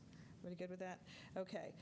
So we do have, and in your things that were sent out to you, we actually have folders as well that have all the materials. Do you guys want a copy of that? Okay, we have a timeline in the materials that was sent to you, but basically the PowerPoint goes along with that timeline. And we normally say it takes about 6 months to do a search. We have drafted a sample timeline for you, which has been provided to you. But basically, we say that it takes that long, and then I'm going to talk to you about the different stages. We do recommend about 6 to 8 weeks for advertising. 8 weeks is better. We find that if you advertise more than 8 weeks, you don't get more applicants, but if you start to go under 8 weeks, you start to lose applicants. And the timeline we have has you right at 8 weeks, and we'll talk about that later. And then we also, while you're advertising, we recommend that you gather input from your stakeholders. Now, our laws are very clear that it is confidential who applies and that the board is the decision maker. So rather than involve the community in terms of talking to applicants, or a committee that would look at applicants, which we think is inconsistent with our state statutes. We strongly believe that input from your community is very important. And so what we do is we, as part of our service, provide surveys that you can have people take online, talk to you about a process for inviting community input in other ways, and get that input before you develop your profile about who you want, because you need to have your community input before you decide what you're looking for, because their input is key to that decision. So during the time that you're advertising, we suggest that you go ahead and get that input, and we'll talk to you a little bit more about that process. We do work with the board on developing a leadership profile after you've had a chance to hear from your community and get the input. We recommend 8 weeks of advertising. Let me get my water here. Got it. I've got it. Okay. After that time of advertising, and while you're collecting your community input, you have people filling out applications. The most important thing that you need to decide tonight to move forward is, well, there are a lot of things you need to decide tonight, but one of the most important is what your application deadline is going to be. That's really the only date that's set in stone, and you'll need to advertise that date when you start to advertise your position. So we talk to the candidates, we encourage candidates, we recruit candidates, we're very confidential, and then we gather the applications and the materials. We ask for additional stuff such as university transcripts and all that. And we get that all together. And we also do internet searches of the candidates so that any public information out there you also have, because when a candidate fills out an application, they fill out what they want you to know, but it's important for you to know what else is out there too. So we do try to get you some of that information that will allow you to screen effectively. We have a totally online application process. You'll be happy to know. We actually use the Assembly site too. I think you guys actually use that service through us. And so we post it all on a secure website, and you will be able to review applications online. So we will get that all posted for you.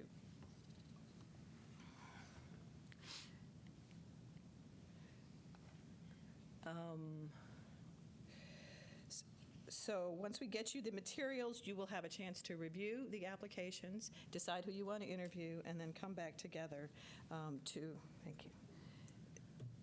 decide who you want to choose to interview.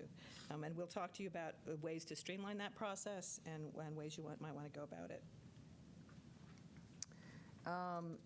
Then after that, the board would review the applications and conduct interviews. Generally, there are 2 interviews conducted. In the middle of the 2 interviews, we recommend that you do a thorough background check on the finalists that you've selected. So normally you would choose between 7 to 10 candidates to interview. We find that's about a good number.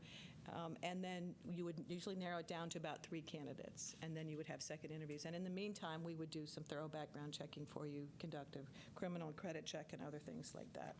And then generally you would have, and we would do the reference checking. We do have contacts, again, all across the country.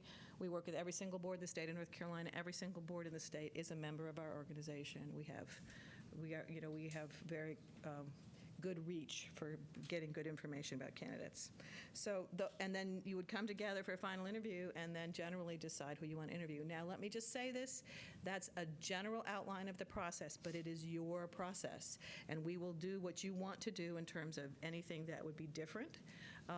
We do just need to understand we need to stay within the parameters of the law, such as not divulging the names of the candidates and things like that to folks. So that's just a very, very quick overview.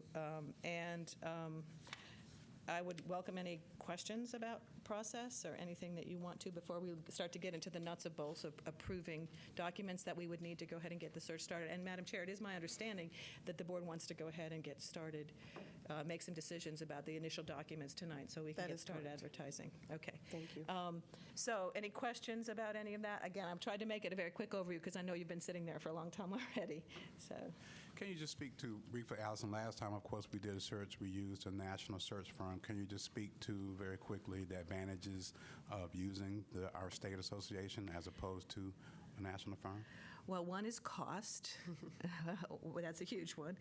We don't make a profit on the service that we provide. We try to break even, and we just cover our costs for the time. Personnel costs, it's only $18,500, and I don't know what you paid last time, but I think it was a lot more than that, like maybe 3 or 4 times more. In the 30s? I think, if I remember correctly. And then, of course, there are expenses. The other advantage is we're right here in town. We don't have to charge you to get on a plane and go visit. I've never done a search with those folks, but I will say that we're here in North Carolina. We have these broad contacts. We do more searches in the state of North Carolina than anybody else. So those national firms may do 1 or 2 in this state a year, and we do 70 to 80% of the searches in the state. So we know the candidates that are out there. We spend a lot of time getting to know the candidates in the state and outside the state. So we have a team of people that know North Carolina, that know the North Carolina laws. That's another advantage. We are familiar with the laws. Our experience is that a lot of times those firms do not know the laws, and they also rely heavily on your staffs and take them away from their jobs to do a lot of the legwork because they're not here. So that saves actually your time, because we take care of the legwork from our office, and we're right up the street. And so it's not just the money that you charge, but the money that you save by us doing a lot of that stuff.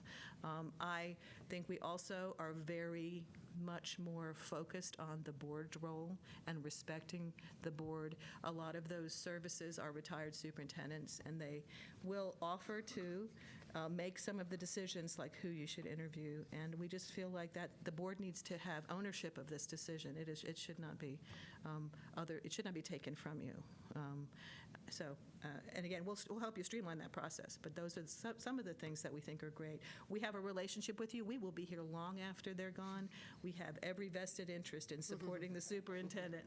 And they, again, they're here to do one task, and we're here to support you in other ways, and we have transition services in place. We have other training services to help the board be successful. So is that enough reasons? No, that's helpful. Okay, all right. I could go on, but that's probably plenty. Any other questions about any of that? We want this to make this as good of a process for you as possible, and we're very responsive to you also.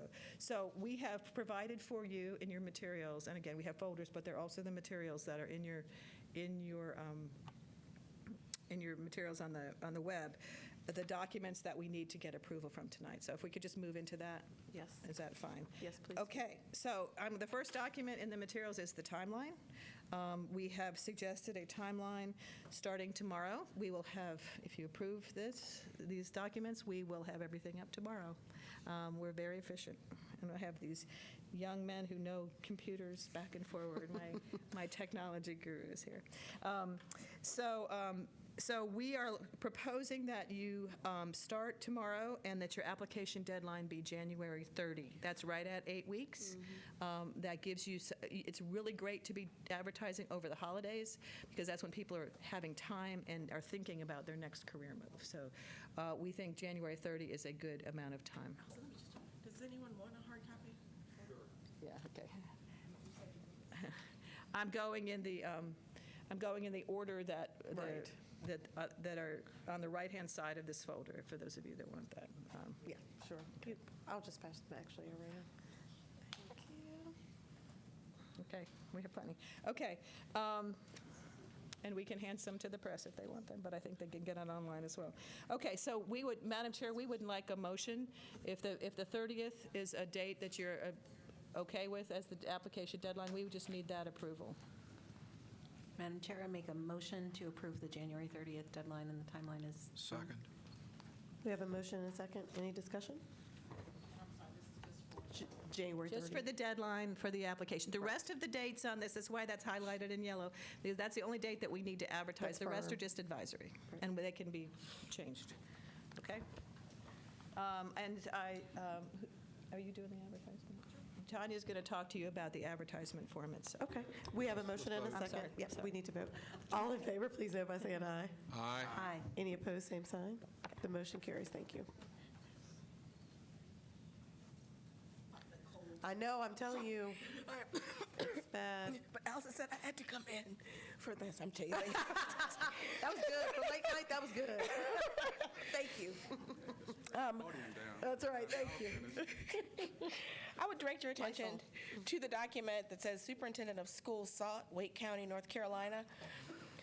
It's a standard vacancy announcement. As Allison mentioned in her initial presentation, in order to get started advertising, we want to go ahead and do more of a generic vacancy, and then later on develop your custom leadership profile once you've gathered stakeholder input. So we do want you to customize it to the extent that you want to, but it is not going to be really defined based on what your board may find that you want once you talk to stakeholders. So typically, the way we go through it is just paragraph by paragraph, and if there's any additions or edits or redactions from the board, we would go ahead and make those now. And then once we get that all finalized, depending on how it goes, we then go ahead and go live with your advertisement within the next day or two. Okay. So the first paragraph, let me grab my glasses. And I will also ask board members, you have both a hard copy and it was already in Assembly, so if you have feedback, be prepared to start with the first paragraph. Yes. The first paragraph, this is when you cast as wide a net as possible. Again, so we basically throw everything in except the kitchen sink in this vacancy so that people basically just want them to know about your vacancy. So folks all over the state and the country can figure out what it is that you're looking for. For example, until you finalize who you're going to hire, you don't really know who that person is. So we've, for example, have included a doctorate degree, central office, building level experience. Depending on if the board ultimately decides to hire a non-traditional candidate, none of this would necessarily be applicable, but you just want to cast as wide a net, and it's not going to exclude anyone. So this is our recommendation for the first paragraph. Is there any edits to that one or comments? First paragraph. All right? Yes. Other than add January 30th. Okay, hearing none, I'll keep moving along. Yes, you can just keep unless moving. y'all stop We'll me. stop you. Okay. Paragraph 2, again, it basically lists everything. We've kind of gathered this together over the years from different boards. They've kind of added things in. So the list has grown a little bit. So again, this is just to give folks an idea. People are going to decide whether they're going to apply really based on this, but you want to let them know that you're serious at least about what you're looking for in a superintendent. So any edits or comments on paragraph 2? Mr. Sutton. I've got one, and I know we could probably sit here and add a ton of things and what have you, so I don't want to kind of open up a can of worms, but there is one that particularly concerns me, and that is, and I would kind of put it in a global sense of school and district transformation. Okay. I'm thinking more around turnaround leadership, turnaround of high-need schools, low-performing schools, and improving those. So some, not just ability, but some success and experience in a superintendent or leader that has that experience and going into a district and helping transform high-need schools. That's And I want to just add that I think that's important to sort of ask for or sort of look for, because here in Wake County, historically, we have always had high-performing schools, and only now we kind of faced with demographics of schools that experience, I think, is helpful if we're going to. I think that would be helpful to someone as they consider it, just to know that that is. Particularly with the focus by the state on that as well and that sort of thing. So Right. I hope all would support that addition. Okay. Do you have language you want to recommend, or do you want to have them work on that? I mean, I would say probably school and district transformation. That doesn't put, some people struggle with kind of the turnaround language, the turnaround thing. So I think school and district transformation might be the best. Is what the state or DPI sort of use that same terminology, but I'm open to any other suggestions. Or you Well, I think that sounds. have a better, but I think that sounds good. I mean, I got that from the first time. I think that sounds good. It's broad enough that they can kind of go with the way they want to with it, and that'll tell you about them also. I would think so. Yes. Well, so I guess my reaction to it a little bit is, I often say that, schools need to be resourced more than they need to be reformed. I didn't say reform. I said transformation. And I hear that. The transformation reform often gets into the same category. I guess I'm wondering if we're not looking a little bit more on the lines of dealing with equity across our schools. I know you've talked about that a lot. A lot of us talk about that a lot.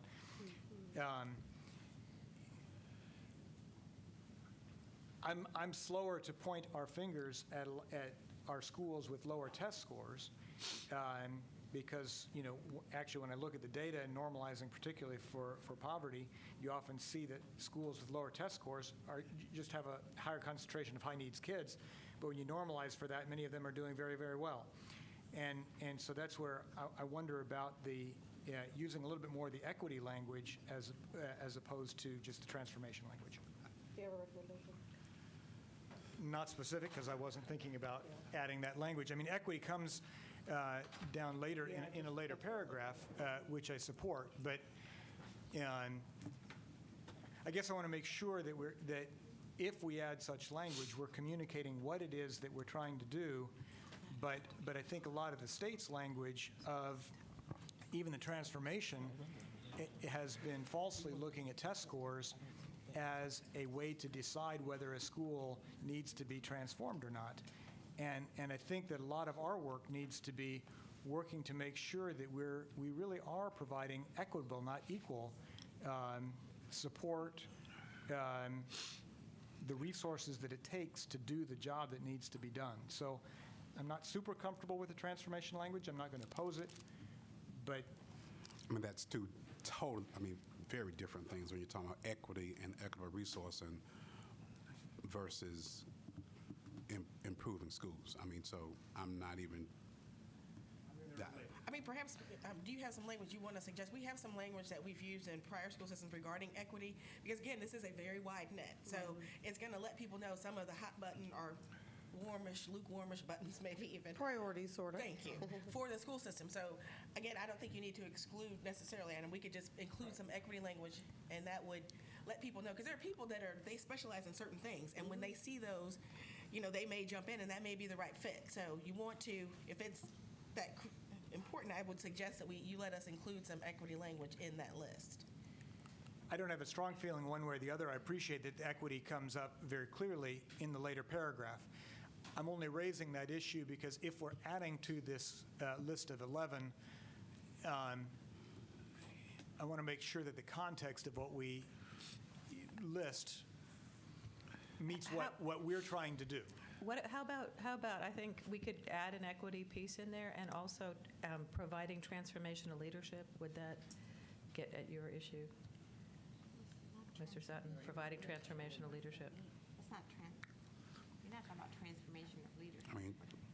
School and district transformation, success and experience in turnaround schools and high-needs schools is what he was saying. And I was going to kind of wordsmith that. Right. And maybe run it what we typically do, because it's hard to wordsmith with 9 people. I was just thinking that. It is. I was like, I'm impressed that you think we could wordsmith with 9 of us.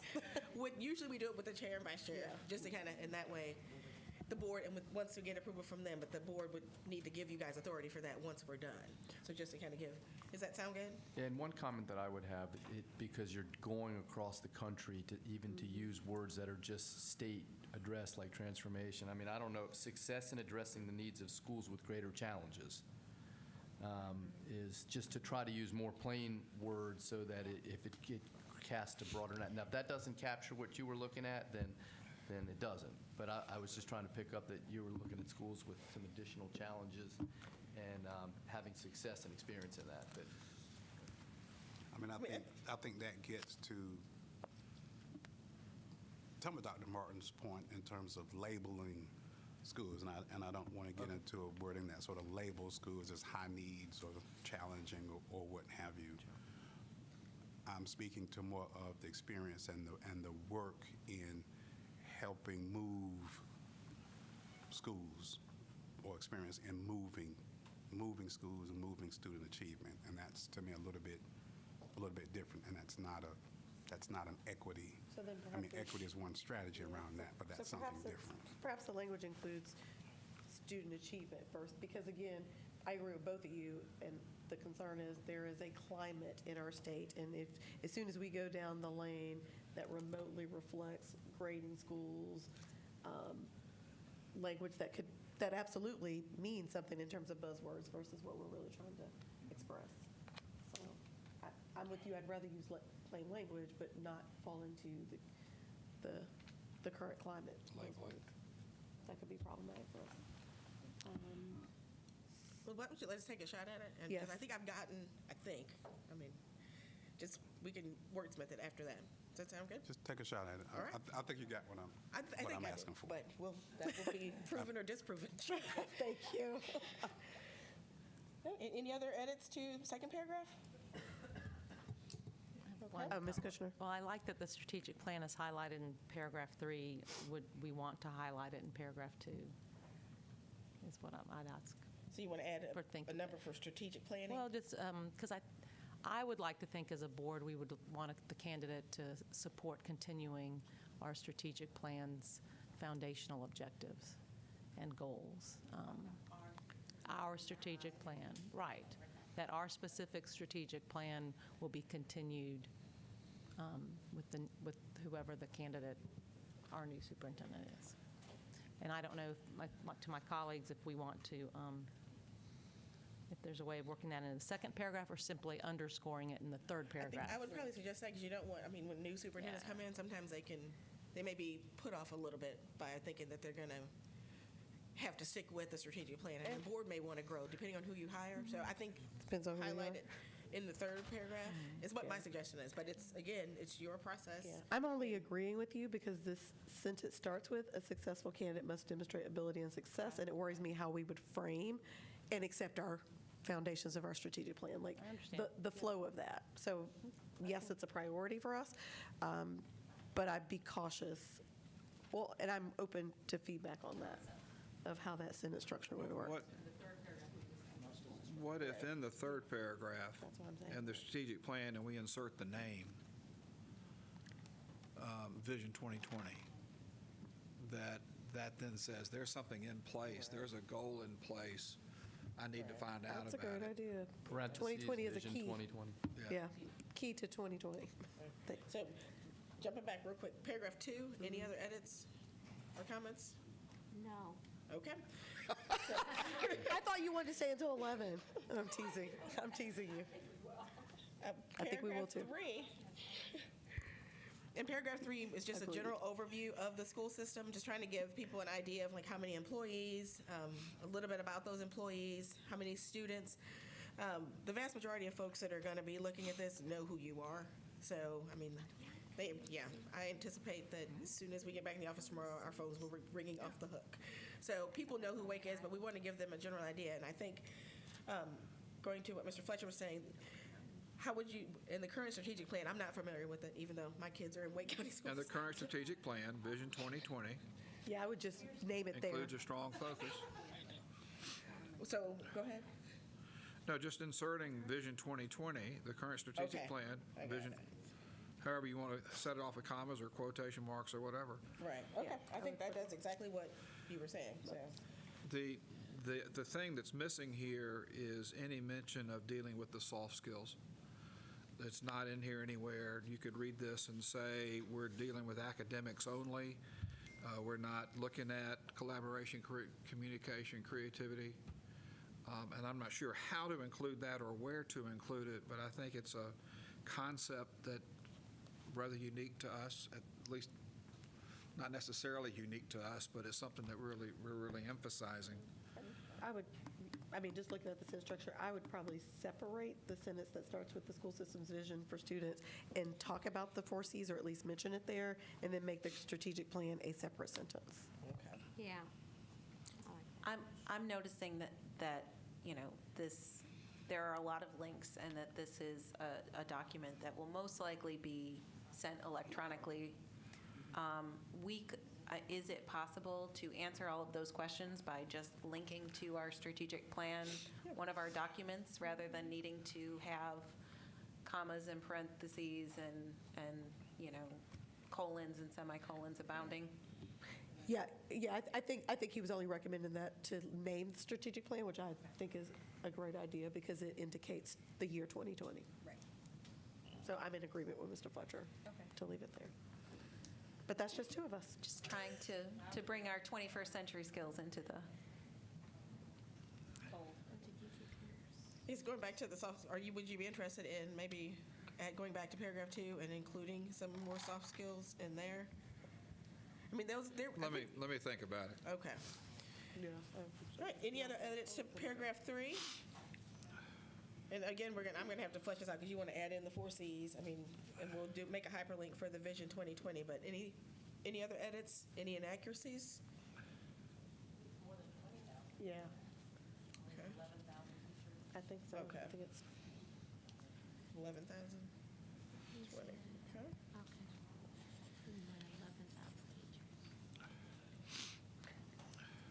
These are your pictures. Is 160,000 good or? Okay. Oh. Yeah. No. Okay. He said it is 19. I'm checking with him who knows these off the top of his head. So it's 19 employees. Your safe subs, yeah. Is being one of the top 15 largest, I mean, we are the 15th largest. Okay. I mean, there can't be but one that's 15th largest. Okay. 14 and a half. That's what I was going to say. And the 15th largest school system. We share, we're at a tie. Yeah. Okay. Excellent. And the, all right. Okay. Any other, I mean, there's going to be quite a few edits for the chair and vice chair, but anything else for paragraph 3? All right. Paragraph 4 describes our community. Basically kind of where it's located. It's kind of geographic, just kind of giving people an idea. A lot of people know about Raleigh-Durham. I heard today that I think 65 people move into Wake County every day. I was going to introduce our new chairwoman, Commissioner Holmes. I think she says 67 people a day. Yes. Is that correct? 67. Indeed, that is the latest number that we have. Thank you. Yeah, so it's a hot place. So anything anyone want to add here or take out in that 4th paragraph about the area?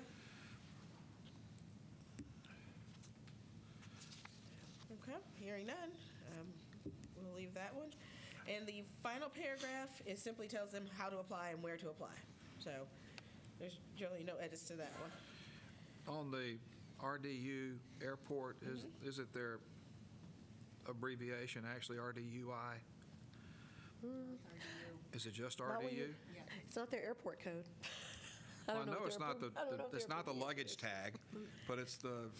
No, it's RDU. I was being sarcastic. So the international hasn't made it into the. Okay. All right. I understand that, but this is an abbreviation. We usually get this off the Chamber of Commerce website. We get that information from Okay.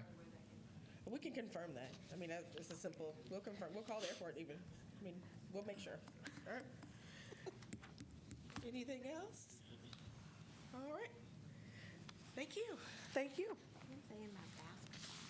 The next thing we have to decide, we will get a draft of that and run it by your chair and vice chair, just make sure.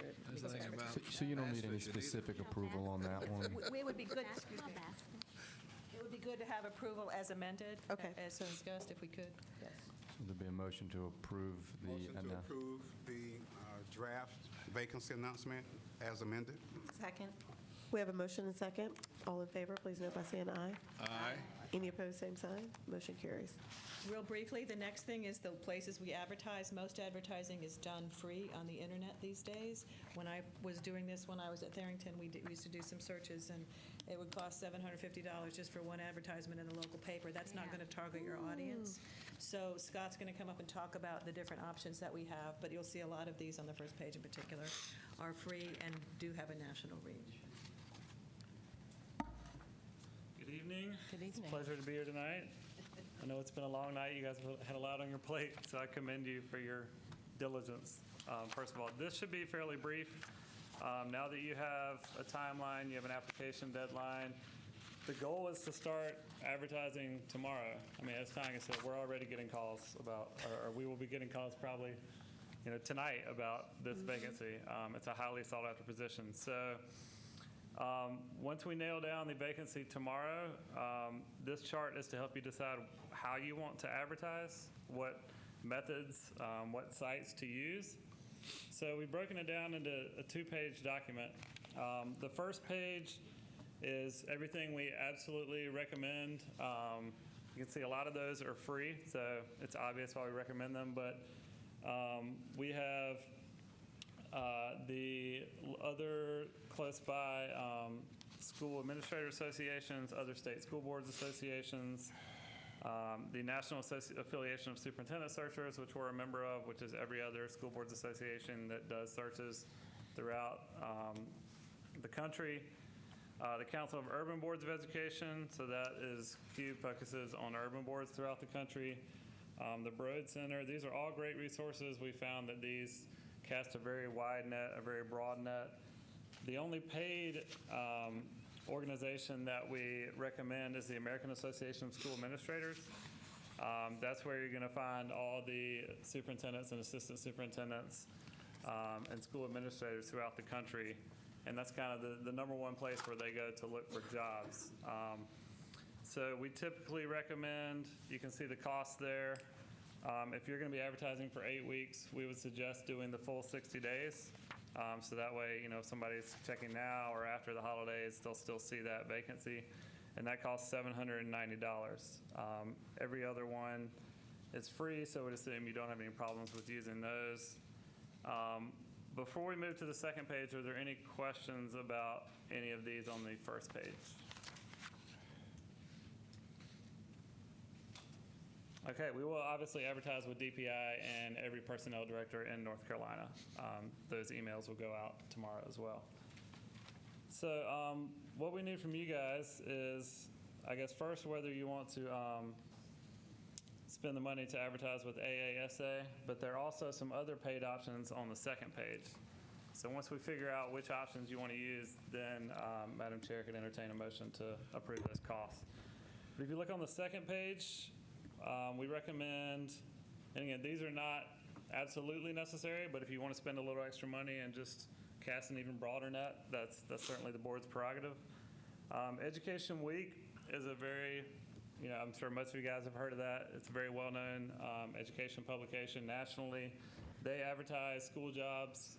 They now have a website called Top School Jobs, and that costs $395 to advertise for 30 days, so that's another option. You can also target, school personnel administrators. If you have any particular interest in, considering candidates from higher ed, you can advertise in the Chronicle of Higher Education. If you're looking for any particular demographic, or if you want to target, African American educators or Latino educators, those paid options are there as well. So at this point, I'll just open up to the board to discuss paid options and which ones you want to approve. Madam Chair, Mr. Fletcher. I would like to see us include the Latino and Black school educators websites as well as Education Week. I mean, the cost is minimal compared to the value we're seeking. Okay, so that's three. That's a motion. Well, It's not a motion. It's not a motion. is that a motion? If it needs to be, it is a motion. I didn't. The motion Ultimately, is there to would be add. a motion. I just, did you include the first one, the American Yes. Association? I would move approval of page 1 and Education Week, a National Alliance of Black School Educators, and Association of Latino Administrators in our advertising program. And is that the 60 days for AASA on page 1? Yes. Okay. Is there a second? I'll second. This- I'll second. We have a motion and a second. Any discussion? Okay, hear it. All in favor, please know by saying aye. Aye. Any opposed, same sign. The motion carries. Thank you. Very much. I'll turn it back over to Allison to discuss the application itself. Okay, I'm going to just say a few words, and then Tanya's going to discuss a few places where you just kind of need to give us a few, some guidance, but we're not going to try to wordsmith it, but we're just going to give us some guidance from you. The application we have is online. This is, this is what it looks like. And most of it is standard stuff. It's where do you live, where have you worked, where'd you go to school. There's only a couple places in the application where we have standardized, or we ask you to to look at and come up with what you want. Remember what the application is for. It is a screening tool. So I think it's important to keep that in mind as you decide which of these areas you want essays on or information on, is what will allow you to screen people in or out. That you don't need to ask all the questions in the application.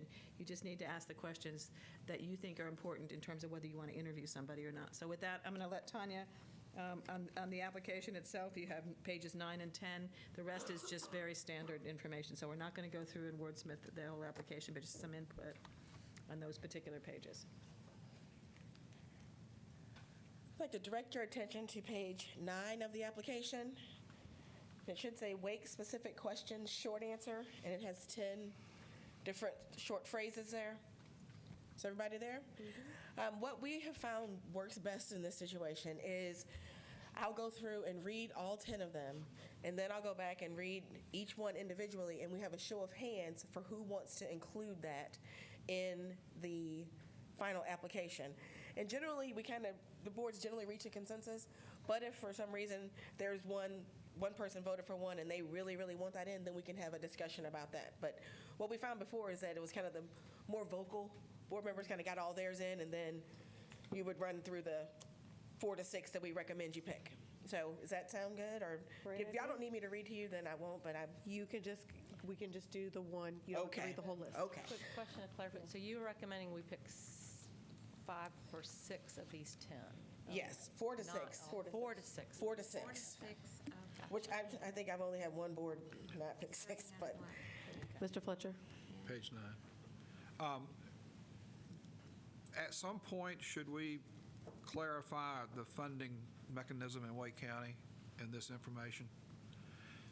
Because the planning and funding for school facilities, for example, is complicated by how we govern here, which is completely different than 48 other states. So is that, or do we just leave it up to the candidate to figure that out? I'd say the candidate. Okay, all right. I mean, what you generally try to find is what their accomplishments or experiences are. Like if they're in Arizona, they can explain to you kind of what their experience is in Arizona. Okay, all right. All right, so I'm good. Based on the direction of your chair, all in favor of instructional leadership, number 1, show of hands. All right, 1, 2, 3, 4, 5, 6, 7. Question 2, financial planning, budgeting, and procure. All right, 1, 2, 3, 4, 5, 6, 7, 8. Did I get you on that? Okay. All right. Okay. Question 3, personnel relations administration. I'm saying 1, 2, 3, 4. All right. Question 4, goal setting and monitoring student achievement. 3, 4, 5. Question 5, organizational planning and team building. 0. That was question 5, organizational planning. Question 6, fostering community relations and/or intergovernmental partnerships. 1, 2, 3, 4, 5, 6, 9. Okay. Question 7, the use of instructional technology and other innovative media to improve student performance. 0. Question 8, success in working with diverse populations. 1, 2, 3, 4, 5, 6, 7, 8. Question 9, leadership in maintaining safe school environments. 1. And 10, planning and funding of school facilities. 1, 2, 3, 4, 5, 6, 7. Okay. So question 6, fostering community relations and intergovernmental partnerships has 9. So that would be your first one. We have 2 8s. Question 2, financial planning, budgeting, and procuring additional funding. And 8, success in working with diverse populations. So that brings us to 3. And then you have 2 7s, instructional leadership and planning and funding of school facilities. So that's 1, 2, 3, 4. That's 5. You have one question, one that got 5 votes That will be goal setting and monitoring student achievement. Those voting for that one, or do you want that included? Okay, I think I see it. That's all we need is one headline. All right. So that is 1, 2, 3, 4, 5, 6. All right. So, yep, that meets your. That's all right. Yes, it is. I'm with you. Okay. And I'm we'll do almost the next done. one the same. If I can turn the page to page 10, and it says Wake-specific questions essays. We recommend that you pick 3 of these generally. If there's a lot of angst, maybe 4, but you want something that you can screen, and if people kind of go on and on, I mean, you want to make sure that you're finding, as Allison said, asking questions that will help you screen people in or out, as the case may be. So why don't we follow the same procedure for that? Question 1, why are you interested in leaving your current position to become superintendent of the Wake County Public School System? I'll show of hands for any interested in that. All right, 0. Question 2, and I just want to throw this out there. If anyone else has questions, this is your process, so please don't feel limited simply by our imagination. Thank you. Question 2, how should the board and the superintendent work together to complement and support each other? Good. 1, 2, 3. We got 3. Essay 3, what would you do to raise student achievement levels and help close achievement gaps? 1, 2, 3, 9. Okay. Essay 4, what personal and/or administrative skills or experiences do you have which you believe make you qualified to be our next superintendent? 1, 2, 3, 4, 5, 6, 7. Essay 5, what are the first things you would do to learn about our community and schools? 1, 2, 3, 4, 5, 6. And essay 6, please describe your leadership style. 1, 2. All right, 2. So based on your votes, it looks like you have 3 clear top winners. That will be student achievement, essay 3, personal and administrative skills, essay 4, and first things you would do to learn about our community and schools. Or no, not that. Yeah, that's right. Okay. Everybody okay with that? 3, 4, and 5. Yes, 3, 4, and 5. Double thumbs up. The next vote getter, that was 9 votes, 7 votes, and 6 votes. The next closest vote getter was 3. So, and you want to get about 3 on here. So, I think, does that please the board? Ms. Hartenstein, did you have a question? You're sure? Yep. Okay. I'll let Allison finish this Trying out. to be efficient here, because I know you're tired. The last item is the issue of surveys. We have several samples of surveys. You will notice they have different colors in your folders. The yellow ones are a simple kind of easy to fill out, what do you think is important and not important survey that's not hard to fill out. People take less time. We tend to get more responses on that, but it's not as nuanced a response. The green ones are more nuanced. Please choose among things that you think are important from your community. We've had boards use both. We wanted to give an option to you to use either ones of these, and of course we can change them or do them differently. I know wordsmithing is difficult with the board at this hour and with this many people, but I don't know if either of these suits your desires. As I said, the second one is a little bit more nuanced. We don't absolutely have to have this before we leave. However, the dates that we have set to come back and report this is in early January. So with the holidays, it would be better to go ahead and get this up and running immediately, because it will give us a chance to advertise it. If we wait till the 19th, people are going to be off for Christmas. So that's why, usually we try to get it up the same time as the application. So the board's pleasure. So I'm going to ask a process question in terms of just to get us started, if you don't mind, Ms. Schaefer. Regarding their 2 types of surveys, if people have a strong preference about the type of survey, as one is more of a Right. check mark and the other is a little bit more. And by the way, there are two of each because one is a Right. staff survey and one is a community survey. So we believe it's important to survey the staff separately from the community to see what any specific It's a great concerns idea. the staff might have. Is there any strong thoughts? Could you give us just, a little bit quicker, nuance versus less nuance? What do you mean by that? Can you give Well, us a couple examples? Sure, absolutely. In the more nuanced ones, it says, please, let's see, please select 5 of the most significant strengths of the school district. So you're choosing among things. Item number 4 would be, please select the 5 most important areas of skill or expertise that you believe the superintendent needs to have. So you're asking people to rank things and consider among things as opposed to just, is this important or not important, which is what the other one does. Okay? With that, I would recommend we go with the slightly more nuanced. I think we'd probably get a little bit more useful information. That's what I'm leaning towards as well. So I'll make a motion to that effect. The green ones?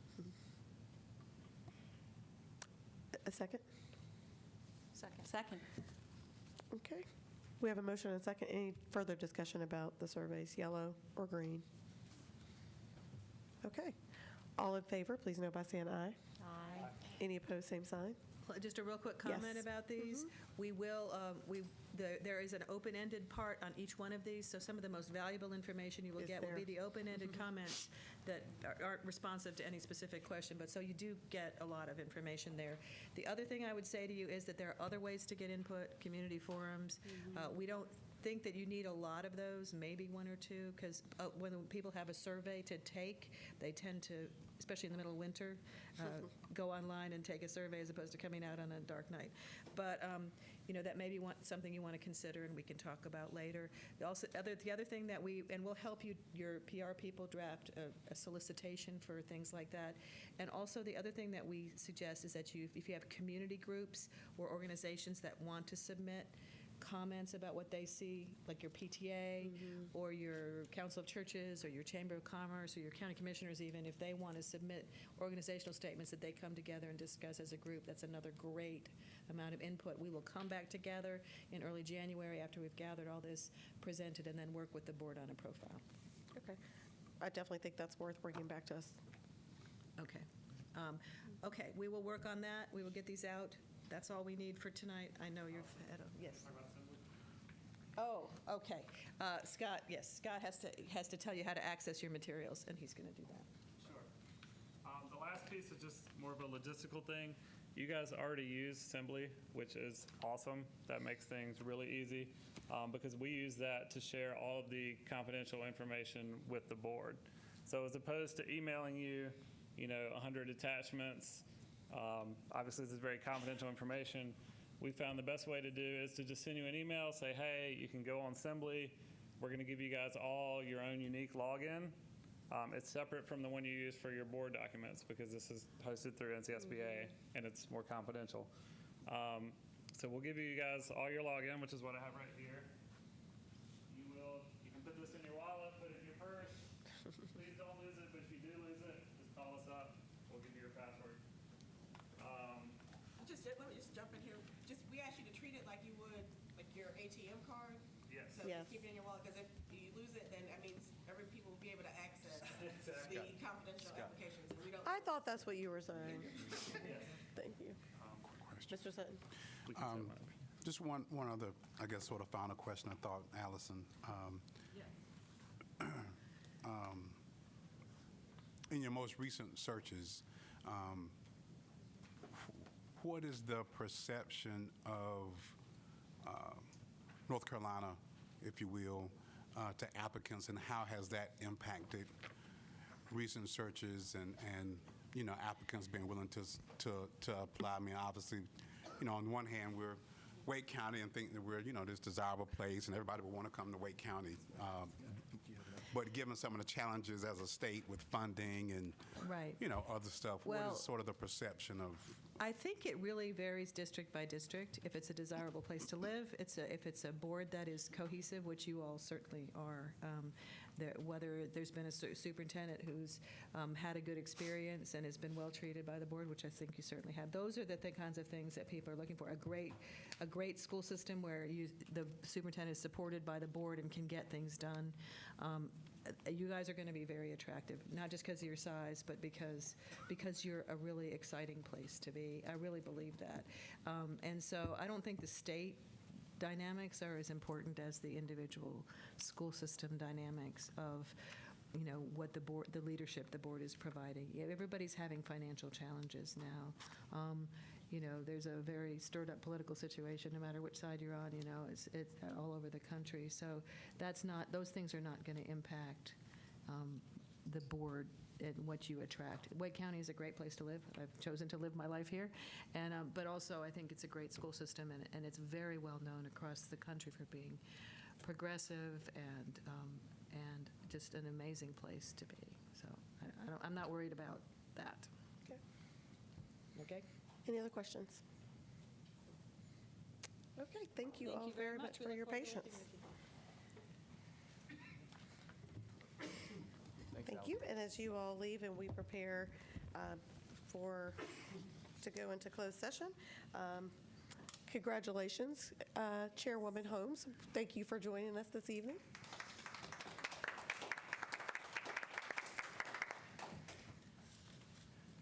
I'd like to entertain a motion. No, why would I entertain it? I'd like to make a motion, excuse me. It's late.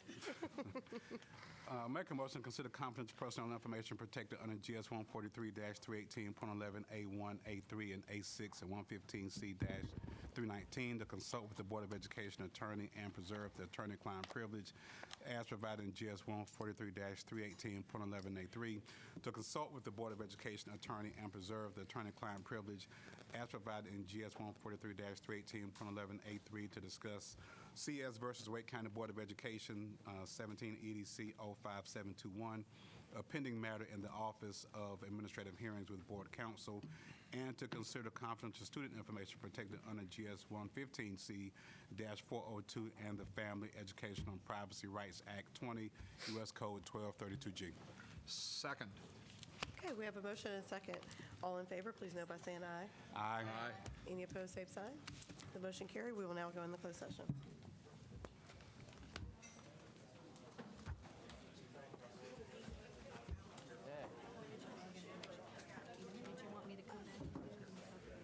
Yeah, so I'll pull you.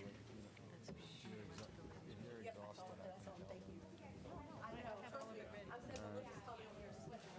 Oh yeah, of course. It may not. But they probably have to knock out a couple of quick things.